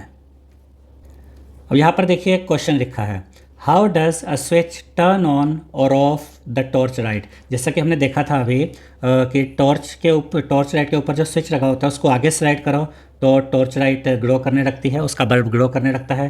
पीछे पुरानी पोजीशन में ले जाओ, स्लाइड करके पीछे ले जाओ, टॉर्च का बल्ब बंद हो जाता है। तो ये जो स्विच होता है ये टॉर्च लाइट को कैसे टर्न ऑन करता है और कैसे ऑफ करता है। तो देखिए यहाँ क्या लिखा है, let us first make a simple switch on our own. अब हम खुद एक एक्टिविटी के द्वारा ये देखेंगे कि एक सिंपल स्विच कैसे बनाया जाता है। उससे हमें ये कंसेप्ट समझ में आ जाएगा कि टॉर्च लाइट का जो स्विच होता है वो कैसे ऑन या ऑफ करता है टॉर्च लाइट को, या आपके घर में कोई भी अगर स्विच लगा हुआ है वो किस तरीके से उस चीज़ को, जिस चीज़ का वो स्विच, अगर फ़ैन का स्विच है, एसी का स्विच है, फ्रिज का स्विच है, माइक्रोवेव का स्विच है, ये जो स्विच होते हैं किस तरीके से इन डिवाइसेस को ऑन करते हैं या ऑफ करते हैं, ये अब हम देखेंगे। अब यहाँ पर हम ये एक्टिविटी देखते हैं। यहाँ क्या लिखा हुआ है, कलेक्ट 2 ड्राइंग पिन्स। 2 तो आपको ड्राइंग पिन्स लेनी है, जैसे कि यहाँ पर ये पिन आपको नज़र आ रही होगी, एक यहाँ पर और एक ये यहाँ पर। अ सेफ्टी पिन और अ पेपर क्लिप, या तो आपको सेफ्टी पिन लेना है या पेपर क्लिप लेना है। तो यहाँ पर आप देख सकते हैं कि ये सेफ्टी पिन ली गई है, ठीक है। उसके बाद 2 वायर्स, 2 वायर्स, एक वायर आपको यहाँ नज़र आ रही होगी और एक वायर आपको यहाँ नज़र आ रही होगी। तो ये 2 वायर्स यहाँ पर हो गई। And a small piece of cardboard, और एक ये स्मॉल पीस ऑफ कार्डबोर्ड जो कि यहाँ पर आपको नज़र आ रहा होगा। अब इसके बाद देखते हैं, insert a drawing pin through the ring of the safety pin and fix it to the cardboard piece. यानी कि यहाँ पर ये जो आप देख रहे हैं ये सेफ्टी पिन है ना, इसमें यहाँ पर जो ये जगह होती है सेफ्टी पिन की, उसके अंदर आपने ये जो ड्राइंग पिन थी वो इसके अंदर इंसर्ट की और उसके बाद इसको कार्डबोर्ड से अटैच कर दिया, ठीक है, इस तरीके से। Ensuring that the safety pin can rotate freely. और जब आपने ये इस तरीके से लगाया तो आपको ये भी चेक करना है कि जो सेफ्टी पिन है इसको आप अपने हाथ से अगर हिलाते हैं या किसी चीज़ से हिलाते हैं तो ये इस तरीके से लेफ़्ट राइट ये रोटेट कर सकती है। आपको इतना इसको रखना है कि अटैच भी हो जाए और ये सेफ्टी पिन आप रोटेट कर सकें। अब इसके बाद आगे देखते हैं क्या कहा गया है। Fix the second drawing pin to the cardboard piece so the free end of the safety pin can touch it. अब आपको यहाँ क्या करना है, ये जो सेकेंड ये वाला जो सेफ्टी ये ड्राइंग पिन था ये यहाँ पर लगाना है, ठीक है। और ये भी ध्यान रखना कि ये इस तरीके से रखना चाहिए कि अगर ये वाली सेफ्टी पिन इधर आती है रोटेट होकर तो ये इसको टच कर जाए, यानी कि सेफ्टी पिन इसको टच करे, आपको ये ध्यान रखना है। अब इसके बाद देखिए क्या लिखा है, connect a wire to each drawing pin our switch is ready. यानी कि जो 2 ड्राइंग पिन थी, यहाँ इस ड्राइंग पिन के साथ ये वायर कनेक्ट हुई और यहाँ पर इस ड्राइंग पिन के साथ ये वायर कनेक्ट हुई। अब हमारा स्विच रेडी है। अब ये वाला जो स्विच आप देख रहे हैं ये स्विच ऑफ वाली पोजीशन है, स्विच ऑफ है, और यहाँ पर जो स्विच है वो ऑन है। कैसे, यहाँ पर देखिए कि ये जो सेफ्टी पिन है ये कनेक्ट नहीं हुई है, टच नहीं कर रही है अभी ड्राइंग पिन के साथ। तो जब आप स्विच ऑफ करते हैं, जैसे मान लीजिए फ़ैन चल रहा है, आपने स्विच अभी ऑन किया हुआ, जैसे ही आप उसका स्विच ऑफ करते हैं तो वो कुछ इस तरीके से काम करता है कि अंदर जो ये कनेक्टिविटी होती है ना इसको ब्रेक कर देता है और हम कहते हैं सर्किट ब्रेक हो गया। इससे करंट फ्लो करना रुक जाता है और आपका फ़ैन बंद हो जाता है। तो जैसे ही आप स्विच ऑन करते हैं तो ये वाली पोजीशन आ जाती है कि वो पाथ फिर से जुड़ जाता है, पाथ कंप्लीट हो जाता है और उसके बाद करंट फिर से फ्लो करने लगता है। तो ये वाला जो डायग्राम है ऊपर ए पार्ट ये स्विच ऑफ को दिखा रहा है, सर्किट यहाँ पे ब्रेक हुआ हुआ है, और यहाँ पर आप देख सकते हैं कि ये बी पार्ट ये स्विच ऑन को दिखा रहा है। अब इसके बाद आगे बढ़ते हैं। लेट अस नाउ टेस्ट अवर स्विच। अब हम अपने इस स्विच को टेस्ट करेंगे। देखिए ये एक्टिविटी देखिए, connect the electric cell lamp and switch as shown in figure 3.8a। Does the lamp glow. अब देखिए यहाँ पर इस फिगर को देखिए, यहाँ पर ये आपका सेल है, ठीक है, ये सेल हो गया, और यहाँ पर ये आपका बल्ब हो गया जो कि होल्डर में लगा हुआ है, यहाँ पर आपका ये स्विच हो गया, ठीक है। अब हमसे कहा गया है कि इस डायग्राम को देखना है और उसके बाद हमें यहाँ पर ये चेक करना है कि क्या ये लैंप ग्लो करेगा या नहीं करेगा। तो यहाँ पर ये लैंप अभी ग्लो नहीं करेगा। क्यों? क्योंकि यहाँ पर आप देख सकते हैं ये वाले एरिया में कि जो आपका सर्किट है वो ब्रेक हुआ है, क्योंकि ये सर्किट कंप्लीट नहीं है, यहाँ ब्रेक हुआ है और ये सेफ्टी पिन इस ड्राइंग पिन को टच नहीं कर रही है। तो अभी स्विच ऑफ है। जैसे आप स्विच ऑन करते हैं तो क्या होगा, ये सर्किट कंप्लीट हो जाएगा और ये जो सेफ्टी पिन है इसको टच करेगी, और जैसे ये इसको टच करेगी तो सर्किट कंप्लीट हो जाएगा। तब ये लैंप या बल्ब ग्लो करेगा, अभी नहीं करेगा इस पोजीशन में, क्योंकि अभी सर्किट ब्रेक हुआ है। अब देखिए, rotate the free end of the safety pin till it touches the other drawing pin as shown in figure 3.8b. does the lamp glow now? अब यहाँ पर इसको देखिए, अब ये सर्किट कंप्लीट हो गया। अब जब इस सेफ्टी पिन को हमने रोटेट किया तो ये इस ड्राइंग पिन को टच कर रहा है। अब ये सर्किट कंप्लीट है। अब इस सेल में से जो इलेक्ट्रिसिटी फ्लो होगी वो ऐसे जाएगी, पॉजिटिव टू नेगेटिव। ये पॉजिटिव साइड है ना, तो ये इस तरीके से इस तरीके से ये इलेक्ट्रिसिटी फ्लो होगी यहाँ पर और ये बल्ब ग्लो करने लगेगा, क्योंकि अब ये सर्किट कंप्लीट हो गया है। और जब सर्किट कंप्लीट होता है तभी करंट उस सर्किट में से फ्लो करता है। और यहाँ पर देखिए यही बातें लिखी हुई हैं। When the safety pin touches both drawing pins, जब सेफ्टी पिन दोनों ड्राइंग पिन्स को टच करती है, it closes the gap and complete the path. इससे ये पाथ, ये जो सर्किट है, कंप्लीट हो जाता है। And allows the current to flow, और फिर करंट फ्लो होने लगता है।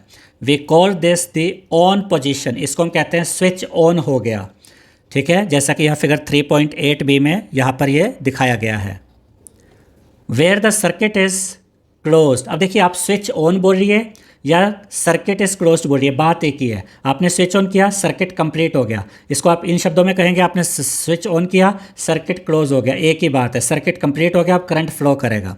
And current flows from the cells positive to negative terminal, ये भी हम आपको बता चुके हैं, मेकिंग द लैंप ग्लो, और फिर ये लैंप ग्लो करेगा।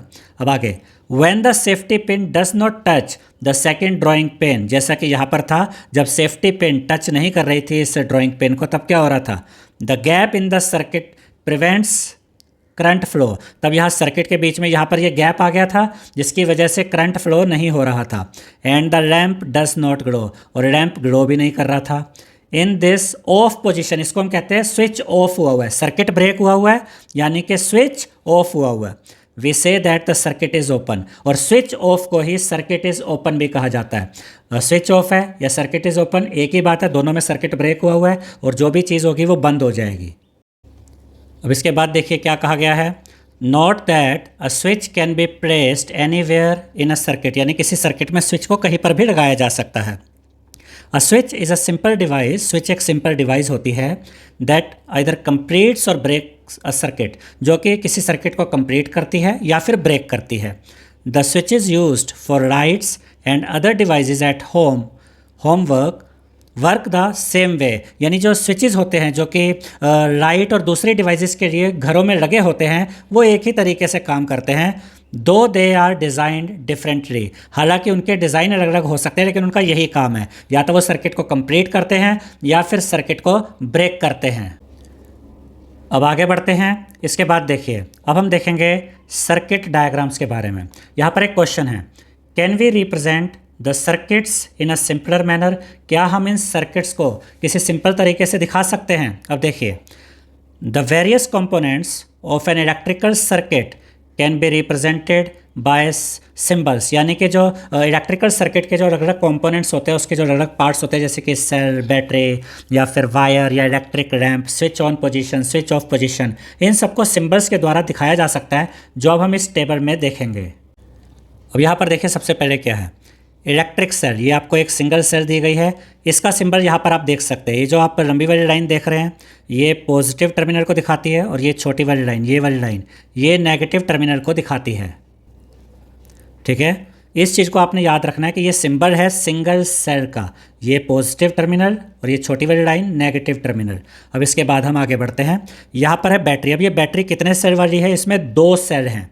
ठीक है, देखिए अगर आप यहाँ पर ध्यान से देखें तो पॉजिटिव टर्मिनल, नेगेटिव टर्मिनल, फिर इस सेल का ये पॉजिटिव टर्मिनल, नेगेटिव टर्मिनल, यानी माइनस के साथ प्लस आएगा, प्लस के साथ माइनस आएगा। अब यहाँ पर देखिए आपको 2 सेल नज़र आएंगी, ये यहाँ पर पॉजिटिव टर्मिनल, उसके साथ ये नेगेटिव टर्मिनल, फिर ये पॉजिटिव टर्मिनल और फिर ये नेगेटिव टर्मिनल। और इसको आप मैच कर सकते हैं यहाँ पर इस डायग्राम से, पॉजिटिव नेगेटिव, पॉजिटिव नेगेटिव, यहाँ पर भी यही हो रहा है, पॉजिटिव उसके बाद ये नेगेटिव, फिर ये पॉजिटिव, फिर ये नेगेटिव। तो यहाँ पर जो आपको ये सिंबल दिया गया है, ये वाला, ये क्या दिखा रहा है? ये एक बैटरी दिखा रहा है जिसमें 2 सेल हैं। तो ये सिंगल सेल वाला सिंबल था और ये 2 सेल्स वाला सिंबल है। उसके बाद देखिए इलेक्ट्रिक लैंप, ये इलेक्ट्रिक लैंप है और इसका सिंबल यहाँ पर आप देख सकते हैं। अगर आप ये सिंबल्स देखते हैं तो समझ जाइए कि इन चीज़ों की बात हो रही है। ये वाला सिंबल नज़र आया, समझ जाइए इलेक्ट्रिक लैंप की बात हो रही है। ये वाला सिंबल समझ आया, समझ जाइए 2 सेल वाली बैटरी की बात हो रही है। ये वाला सिंबल नज़र आया, समझ लीजिए 1 सेल है, उसकी बात हो रही है। फिर है लाइट एमिटिंग डायोड यानी एलईडी, एलईडी का ये वाला सिंबल है, देखते ही समझ जाइए एलईडी की बात हो रही है। फिर आता है switch on position, switch on position यानी कि जहाँ पर स्विच ऑन हो जाता है वो कैसे दिखाएंगे आप? इस सिंबल के द्वारा, देखते ही समझ जाइए स्विच ऑन है। ठीक है। फिर है स्विच ऑफ पोजीशन, ये सिंबल जैसे ही नजर आए समझ जाइए स्विच ऑफ है। देखिए स्विच ऑफ में सर्किट ब्रेक हुआ हुआ है, स्विच ऑन में सर्किट यहाँ कंप्लीट हो रहा है।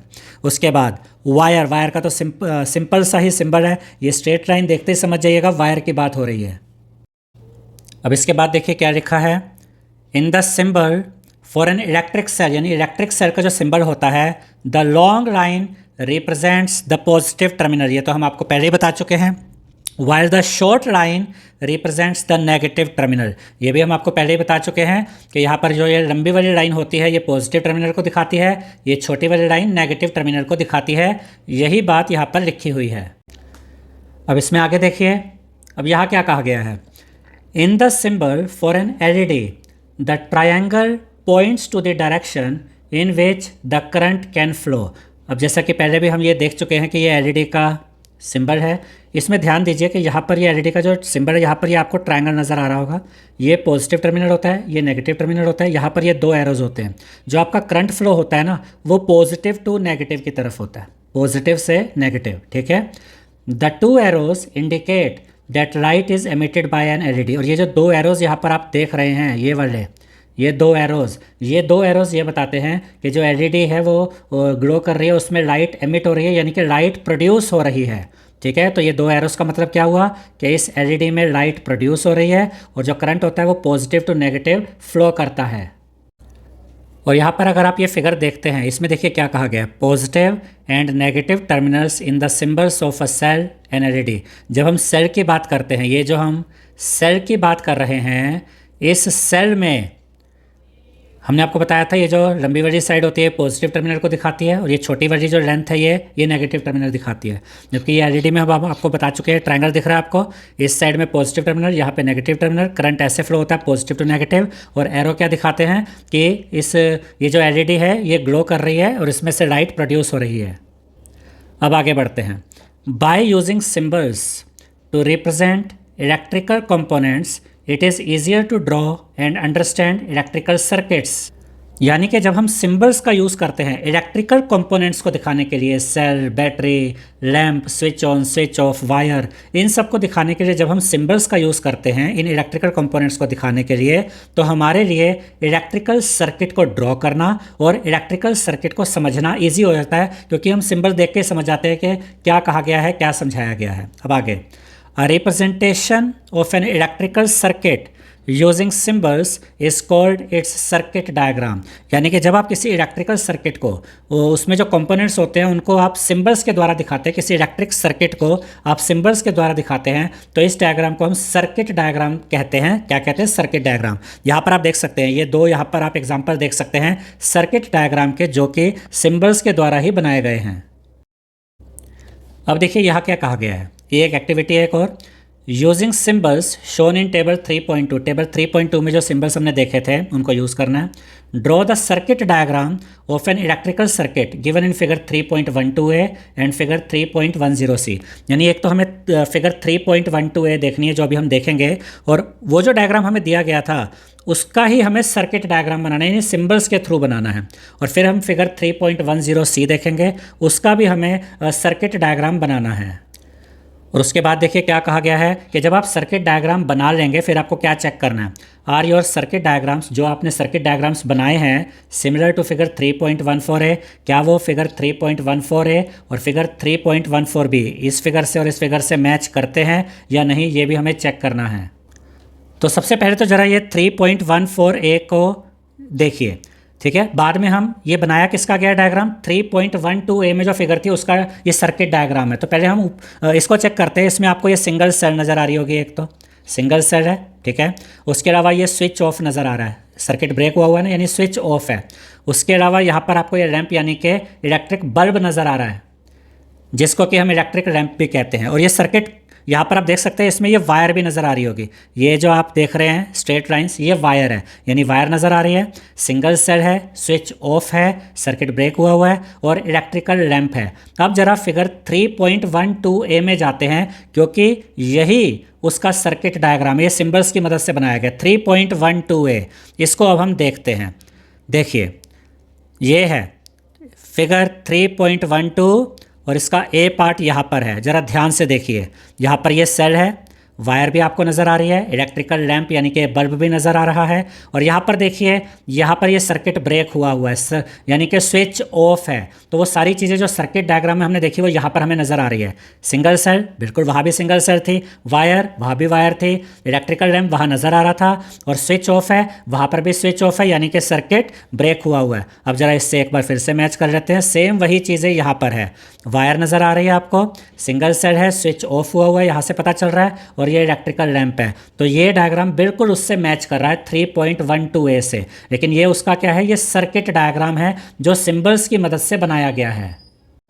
अब ज़रा इसको देखते हैं, जो ये 3.14 का बी डायग्राम है, इसमें वायर नज़र आ रही है आपको, बिल्कुल नज़र आ रही है। यहाँ कितनी सेल है, यहाँ पर वो बैटरी है जिसमें 2 सेल हैं, 2 सेल नज़र आ रहे होंगे, ये पॉजिटिव नेगेटिव 2 सेल हो गई, वायर हो गई, उसके अलावा एलईडी है, और ये एरो क्या बता रहे हैं कि लाइट एमिट हो रही है। अब ज़रा हम इस सर्किट डायग्राम को 3.10 सी से मैच करते हैं। तो 3.10 में हमें पहले जाना होगा, ये 3.12 है, उसके बाद यहाँ देखते हैं ये 3.10 आ गया, और इसका सी पार्ट ये है। अब ज़रा इसको देखिए, 3.10 का सी पार्ट, इसमें देखिए यहाँ पर 2 सेल हैं, एक सेल इधर, एक सेल इधर, 2 सेल है, वहाँ पर भी 2 सेल थी। उसके अलावा एलईडी यहाँ पर है, उसमें भी एलईडी है, और देखिए यहाँ पर जो इसका पॉजिटिव टर्मिनल, इसका पॉजिटिव टर्मिनल आपस में जुड़े हुए हैं, इसका मतलब यहाँ पर, और यहाँ पर नेगेटिव टर्मिनल भी जुड़े हुए, तो सर्किट भी पूरा हुआ है। तो 2 सेल हैं, ठीक है, एलईडी है, और सर्किट पूरा बना हुआ है, इसका मतलब लाइट यहाँ पर ग्लो करेगी, यानी कि ये एलईडी यहाँ पर लाइट एमिट कर रहा है, लाइट प्रोड्यूस कर रहा है। इसी को जब हमने सिंबल्स के द्वारा दिखाया तो वो वाला सर्किट डायग्राम हमें मिला यहाँ पर। यहाँ पर हमें क्या दिखा, आप देख सकते हैं कि यहाँ पर, तो मेन चीज़ जो यहाँ पर हमने सीखी है वो ये है कि जो सर्किट डायग्राम होते हैं, इसमें जो इमेजेस होती है, जो कंपोनेंट्स होते हैं, उनकी रियल इमेजेस यूज़ नहीं करते कि सेल है तो सेल बनाकर दिखाओ, या इलेक्ट्रिक बल्ब है तो इलेक्ट्रिक बल्ब बनाकर दिखाओ, या एलईडी है तो एलईडी बनाकर दिखाओ, ऐसा नहीं होता। इसमें सिंबल्स का यूज़ किया जाता है पूरे सर्किट को दिखाने के लिए। अब आगे बढ़ते हैं, देखिए, international organisations such as the International Electrotechnical Commission, जिसकी शॉर्ट फॉर्म है आईईसी, उसके अलावा American National Standard Institute ANSI, and the Institute of Electrical and Electronics Engineers IEEE creates standard symbols for electrical and electronic parts. इन companies ने क्या किया, इन organisations ने क्या किया है, इन ऑर्गेनाइजेशंस ने कुछ स्टैंडर्ड सिंबल्स बनाए हैं इलेक्ट्रॉनिक पार्ट्स के, यानी कि अगर आप इंडिया में है और आप वो सिंबल देखते हैं, आप समझ जाएंगे कि ये इलेक्ट्रिक बल्ब की बात हो रही है। अगर कोई अमेरिकन है, वो वहाँ पर वो सिंबल को देखेगा, वो भी समझ जाएगा, क्योंकि ये सिंबल सबके लिए एक जैसे रखे गए हैं, ठीक है। यानी कि आप कहीं पर भी हो, आप एक दूसरे की लैंग्वेज नहीं भी जानते, आप सिंबल देखकर समझ जाएंगे कि कौन से कंपोनेंट की बात हो रही है। Using the same symbols across the world, पूरी दुनिया में यही सेम सिंबल यूज़ होते हैं, जिस चीज़ का जो सिंबल है वो वैसा यूज़ होगा। Helps people from different countries and industries understand each other easily, जिससे कि आप दुनिया के किसी भी कोने में, किसी भी कंट्री में हो, आप सिंबल्स देख के समझ जाएंगे कि डायग्राम में क्या बताया गया है। इसके बाद हम देखेंगे इलेक्ट्रिकल कंडक्टर्स एंड इंसुलेटर्स, यानी कि इलेक्ट्रिकल कंडक्टर्स क्या होते हैं और इंसुलेटर्स क्या होते हैं। तो हम आपको पहले ही बता देते हैं कि ऐसे मटेरियल्स जिनके अंदर से करंट फ्लो हो सकता है, या ऐसे मटेरियल्स जो अपने अंदर से करंट या इलेक्ट्रिसिटी को फ्लो होने देते हैं, उन्हें हम कहते हैं इलेक्ट्रिकल कंडक्टर्स। और ऐसे मटेरियल्स जिनके अंदर से करंट या इलेक्ट्रिसिटी फ्लो नहीं होता है, ऐसे मटेरियल्स को हम कहते हैं इंसुलेटर्स। अब यहाँ पर इसी से रिलेटेड 2 क्वेश्चन है, देखिए, why did we use metal wires for making electric circuits, यानी कि इलेक्ट्रिक सर्किट्स बनाने के लिए हम मेटल वायर का यूज़ क्यों करते हैं। Can we not use some other materials for wires, क्या हम कुछ और मैटर के अलावा क्या हम कोई और मटेरियल यूज़ नहीं कर सकते वायर बनाने के लिए। तो इसका आंसर भी हम आपको बता देते हैं कि इलेक्ट्रिक सर्किट बनाने के लिए जो वायर्स यूज़ होती है वो मैटर की बनी हुई वायर्स यूज़ होती है, क्योंकि जो मेटल्स होते हैं वो अपने अंदर से इलेक्ट्रिसिटी को फ्लो होने देते हैं, करंट को फ्लो होने देते हैं, यानी कि मेटल्स गुड कंडक्टर होते हैं इलेक्ट्रिसिटी के, इसीलिए जो वायर्स होती हैं वो मैटर की बनाई जाती हैं, ठीक है। ठीक है। अगर आप मेटल के अलावा नॉन मेटल्स की अगर आप वायर बनाएंगे तो उसमें करंट फ्लो ही नहीं होगा। उसके बारे में यहाँ पर देखते हैं। Also why are electric wires covered with plastic और रबर। आपने देखा होगा कि जो इलेक्ट्रिक वायर्स होती है उनमें बाहर की तरफ रबर या प्लास्टिक लगा होता है। क्यों? क्योंकि प्लास्टिक और रबर ये इंसुलेटर होते हैं। जैसे लकड़ी हो गई, लकड़ी भी एक इंसुलेटर है, वुड। ऐसे प्लास्टिक रबर ये भी इंसुलेटर है। ये अपने अंदर से करंट फ्लो नहीं होने देते, इसलिए वायर्स के ऊपर या रबर या प्लास्टिक चढ़ाया जाता है ताकि आपको करंट का झटका न लगे। तो वायर्स इसलिए मेटल की बनाई जाती हैं क्योंकि मेटल वायर्स अपने अंदर से करंट फ्लो होने देती हैं, और वायर्स के ऊपर प्लास्टिक और रबर इसलिए चढ़ाया जाता है क्योंकि इंसुलेटर्स होते हैं और इससे आपको करंट नहीं लगता है, क्योंकि जो इंसुलेटर्स होते हैं वो अपने अंदर से करंट फ्लो नहीं होने देते हैं। अब इसके बाद हम देखेंगे कि ये कैसे प्रूव किया जाए, कैसे दिखाया जाए कि मेटल्स में से तो करंट फ्लो होता है लेकिन नॉन मेटल्स में से करंट फ्लो नहीं होता है। नॉन मेटल्स जिनको हम इंसुलेटर भी कहते हैं। अब देखिए, suppose we make wires of materials other than metal. मान लीजिए कि हम मेटल के अलावा दूसरे किसी मटेरियल से वायर बनाते हैं and use them for making the electrical circuit. और फिर वो जो वायर हमने बनाई है मेटल के अलावा किसी और मटेरियल से अगर हम वायर बनाते हैं और उसको हम इलेक्ट्रिकल सर्किट में यूज़ करते हैं, तब क्या होगा? Do you think the electric current will pass through those materials in such A circuit? क्या आपको लगता है इस तरह के सर्किट में भी करंट पास होगा? बिल्कुल भी नहीं, क्योंकि सिर्फ मेटल वायर से ही करंट पास होता है। मेटल के अलावा अगर आप कोई मटेरियल यूज़ करते हैं, लकड़ी जैसी कोई चीज़ या रबड़ या प्लास्टिक, तो उसमें से करंट फ्लो नहीं होगा। अब ये एक्टिविटी के द्वारा हम समझेंगे। Connect an electric cell and a lamp while leaving the two ends of wires free as shown in figure 3.15 है।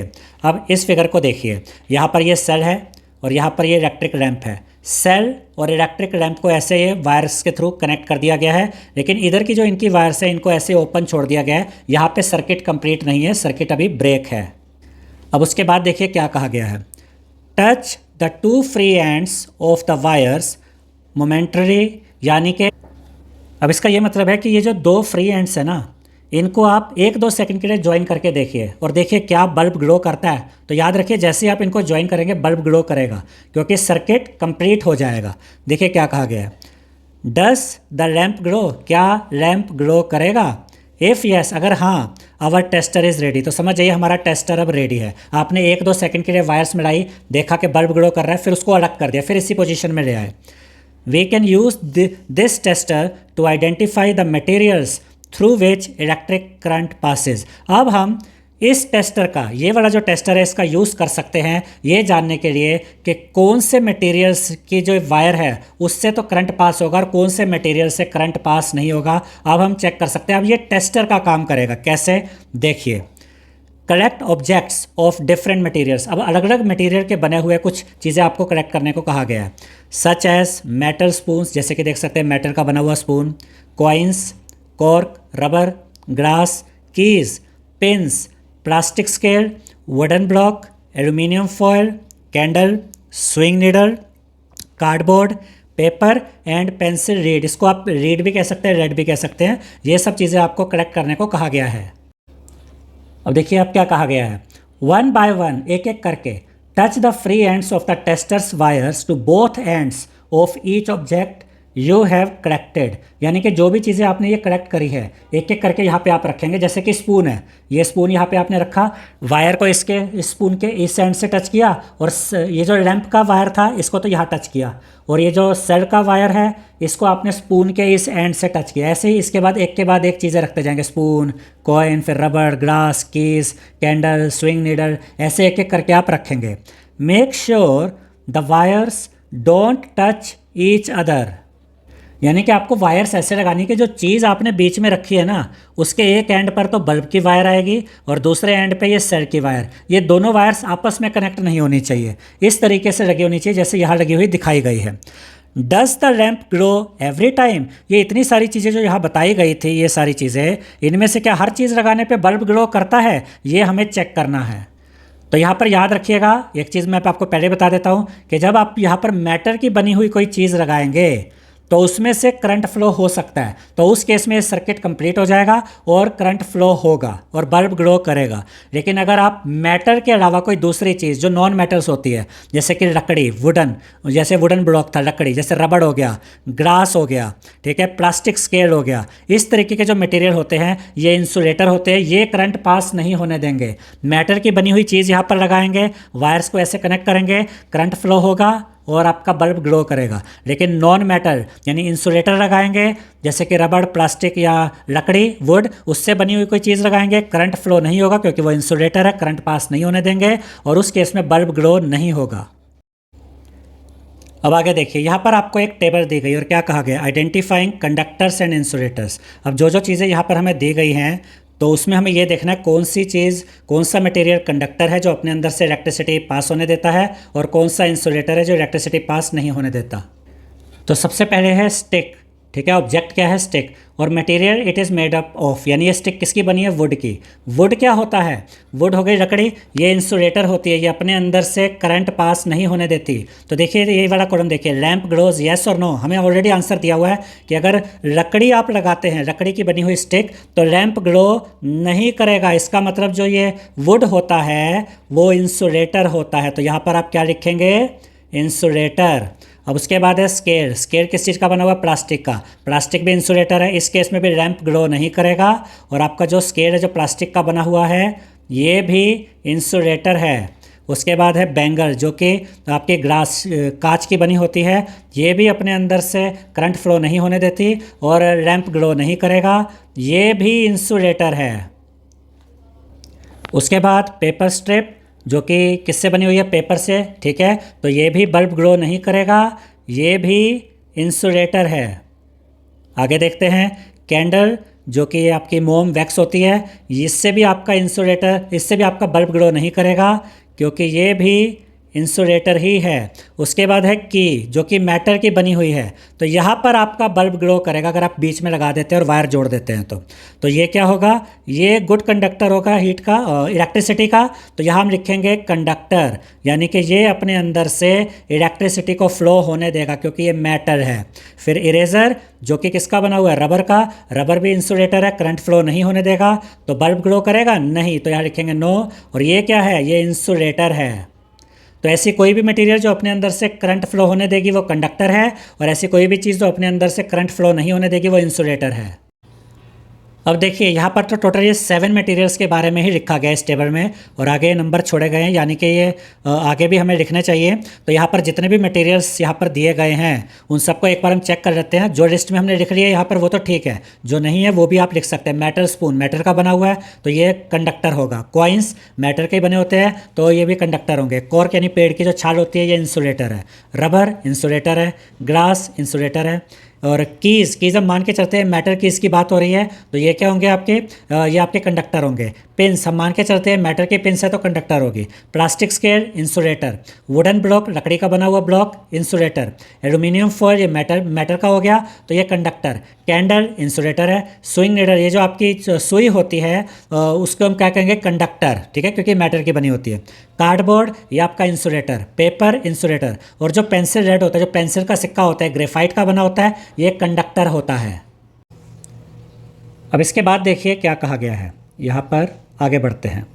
एनालाइज योर ऑब्जर्वेशंस, जो भी आपने देखा उनको एनालाइज कीजिए। Did the lamp glow for all materials, जितने भी मटेरियल्स आपको बताए गए थे क्या सबको लगाने पर ये जो लैम्प था ग्लो किया। The lamp glows for some materials only, यानी कुछ मटेरियल्स ही ऐसे थे जिनको लगाने पर लैम्प ग्लो हुआ। This means that electric current can pass easily through some materials but not through others. इससे ये पता चलता है कि कुछ मटेरियल से तो करंट आसानी से पास हो जाता है लेकिन कुछ मटेरियल से पास नहीं होता।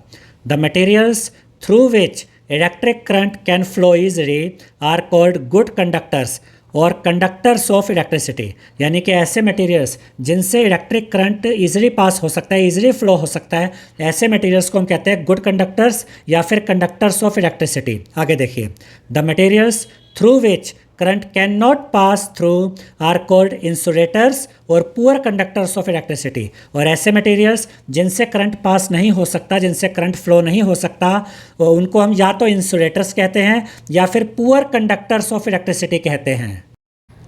अब इसके बाद देखते हैं, अब यहाँ पर क्या लिखा है, based on the observations you have recorded in table 3.3 conclude which materials are conductors of electricity and which are insulators, not it in table 3.3। ये तो काम हम पहले ही कर चुके हैं। ऊपर टेबल 3.3 में जितने भी मटेरियल्स हमें दिए गए थे वो सब हमने वहाँ पर लिखे और वहाँ पर हमने कंक्लूड किया, चेक किया और ये बताया कि कौन से materials good conductors of electricity हैं और कौन से मटेरियल्स इंसुलेटर्स हैं। अब देखिए, from your conclusions in table 3.3 you would have realized that metals are conductors of electricity and thus are used for making wires। यानी कि टेबल 3.3 में हमने जो देखा उससे क्या कंक्लूजन मिलता है, क्या रिजल्ट मिलता है, उससे हमें ये पता चलता है कि जो मेटल्स होते हैं वो कंडक्टर्स ऑफ इलेक्ट्रिसिटी होते हैं, वो अपने अंदर से इलेक्ट्रिसिटी फ्लो होने देते हैं and these are used for making wires. इसीलिए मेटल्स से ही वायर बनाई जाती है। जो भी वायर्स बनाई जाती हैं वो मेटल से बनाई जाती है क्योंकि मेटल्स में से ही इलेक्ट्रिसिटी यानी कि करंट फ्लो होता है। अब इसके बाद देखिए यहाँ पर क्या कहा गया है, silver, copper and gold are the best electrical conductors. यानी कि सिल्वर, कॉपर और गोल्ड बेस्ट इलेक्ट्रिकल कंडक्टर्स होते हैं। However for making electrical wires mainly copper is use. लेकिन इलेक्ट्रिकल वायर्स के लिए मेनली कॉपर का यूज़ किया जाता है due to its comparatively lower cost, क्योंकि सस्ता पड़ता है एंड एबेंडेंट सप्लाई, इसकी सप्लाई भी अच्छी है यानी कि ईजिली मिल जाता है, अच्छी मात्रा में मिल जाता है। Different type of electrical wires are used for different usage. यानी कि अलग अलग यूसेज के लिए अलग अलग तरह के इलेक्ट्रिकल वायर्स का यूज़ किया जाता है। अब आगे बढ़ते हैं।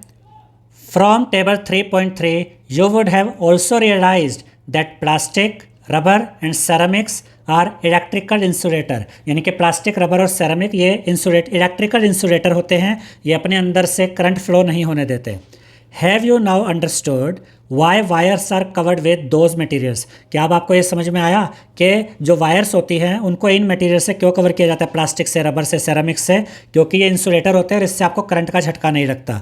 ठीक है, conductors and insulators are both important, दोनों ही ज़रूरी होते हैं। ठीक है, electrical wires, switches, connectors of plug and sockets are made of conductors. ये सब चीज़ें कंडक्टर की बनती है। Electrical wires, switches, connectors of plugs and sockets ये सब बनते हैं कंडक्टर्स के। आगे, insulators like rubber, plastic and ceramics are used to cover wires, plug tops and switches to protect people from electric shock. जबकि जो इंसुलेटर्स होते हैं जैसे कि रबर, प्लास्टिक और सेरामिक्स, इनका यूज़ किया जाता है वायर्स को कवर करने के लिए, प्लग टॉप्स को कवर करने के लिए और स्विचेस को कवर करने के लिए, ताकि किसी को भी इलेक्ट्रिक शॉक ना लगे, करंट का झटका ना लगे। अब इसके बाद यहाँ पर क्वेश्चन एक चेतावनी दी गई है, सावधानी बरतने के लिए कहा गया है। Our body is a conductor of electricity. हमारी बॉडी इलेक्ट्रिसिटी की कंडक्टर होती है, हमारी बॉडी में से करंट फ्लो हो सकता है। Electric current passing through our body, अगर हमें करंट का झटका लगे, हमारी बॉडी में से अगर करंट पास होता है, करंट फ्लो होता है, मे कॉज सीवियर इंजरी और इवन डेथ। तो इससे बहुत ज़्यादा हमें इंजरी हो सकती है और डेथ भी हो सकती है। Always handle electrical appliances with care. तो ये जितने भी इलेक्ट्रिकल डिवाइसेस, जितने भी इलेक्ट्रिकल अप्लायंसेज होते हैं, इनको सावधानी से इनको हैंडल करना चाहिए। नेवर टच स्विचेस और प्लग्स विद वेट हैंड्स। यानी कि स्विच और प्लग जो होते हैं इनको गीले हाथों से कभी टच नहीं करना चाहिए। और use electrical devices in wet areas, यानी गीली जगह पर इलेक्ट्रिकल डिवाइसेस को टच नहीं करना चाहिए। और handle equipment with damaged insulation और ब्रोकन प्लग्स। अगर कहीं तार कटी हुई है, उसके ऊपर का प्लास्टिक उखड़ा हुआ है, हटा हुआ है, कटा हुआ है, और जो टूटे हुए प्लग है, ऐसी चीज़ों को भी हमें टच नहीं करना चाहिए। अब इसके बाद देखिए क्या इन्फॉर्मेशन दी गई है। हैव यू एवर वंडर्ड, क्या आपने कभी ये सोचा है, how the electricity from a cell और battery is different from the electricity coming from a wall socket. एक तो आपके घरों में जो वॉल सॉकेट होता है, इनसे जो करंट आता है इसमें, और जो सेल या बैटरी का करंट होता है इसमें क्या डिफरेंस होता है। देखिए, electricity from batteries usually powers small devices and is of a type called direct current DC.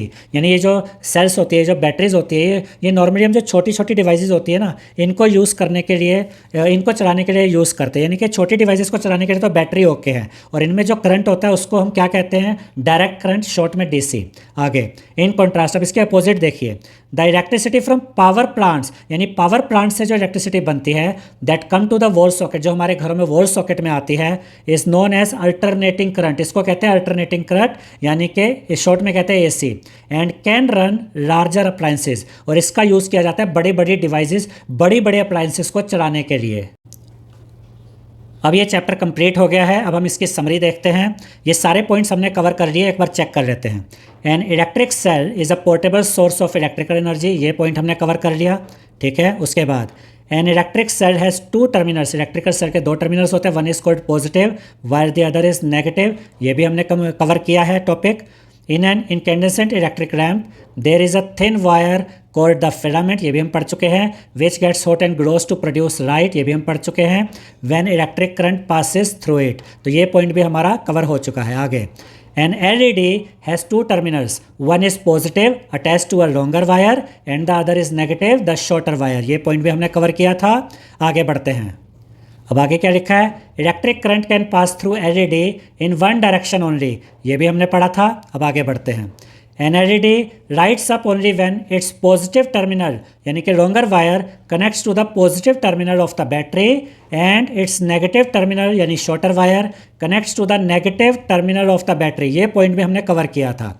आगे बढ़ते हैं। अब इसके बाद क्या कहा गया हमसे, a switch is a simple device that either completes और ब्रेक अ सर्किट, ये भी हम पढ़ चुके हैं। आगे the direction of electric current in a close electrical circuit is taken to be from the positive to the negative terminal of the electric cell, ये point भी हमने कवर किया था।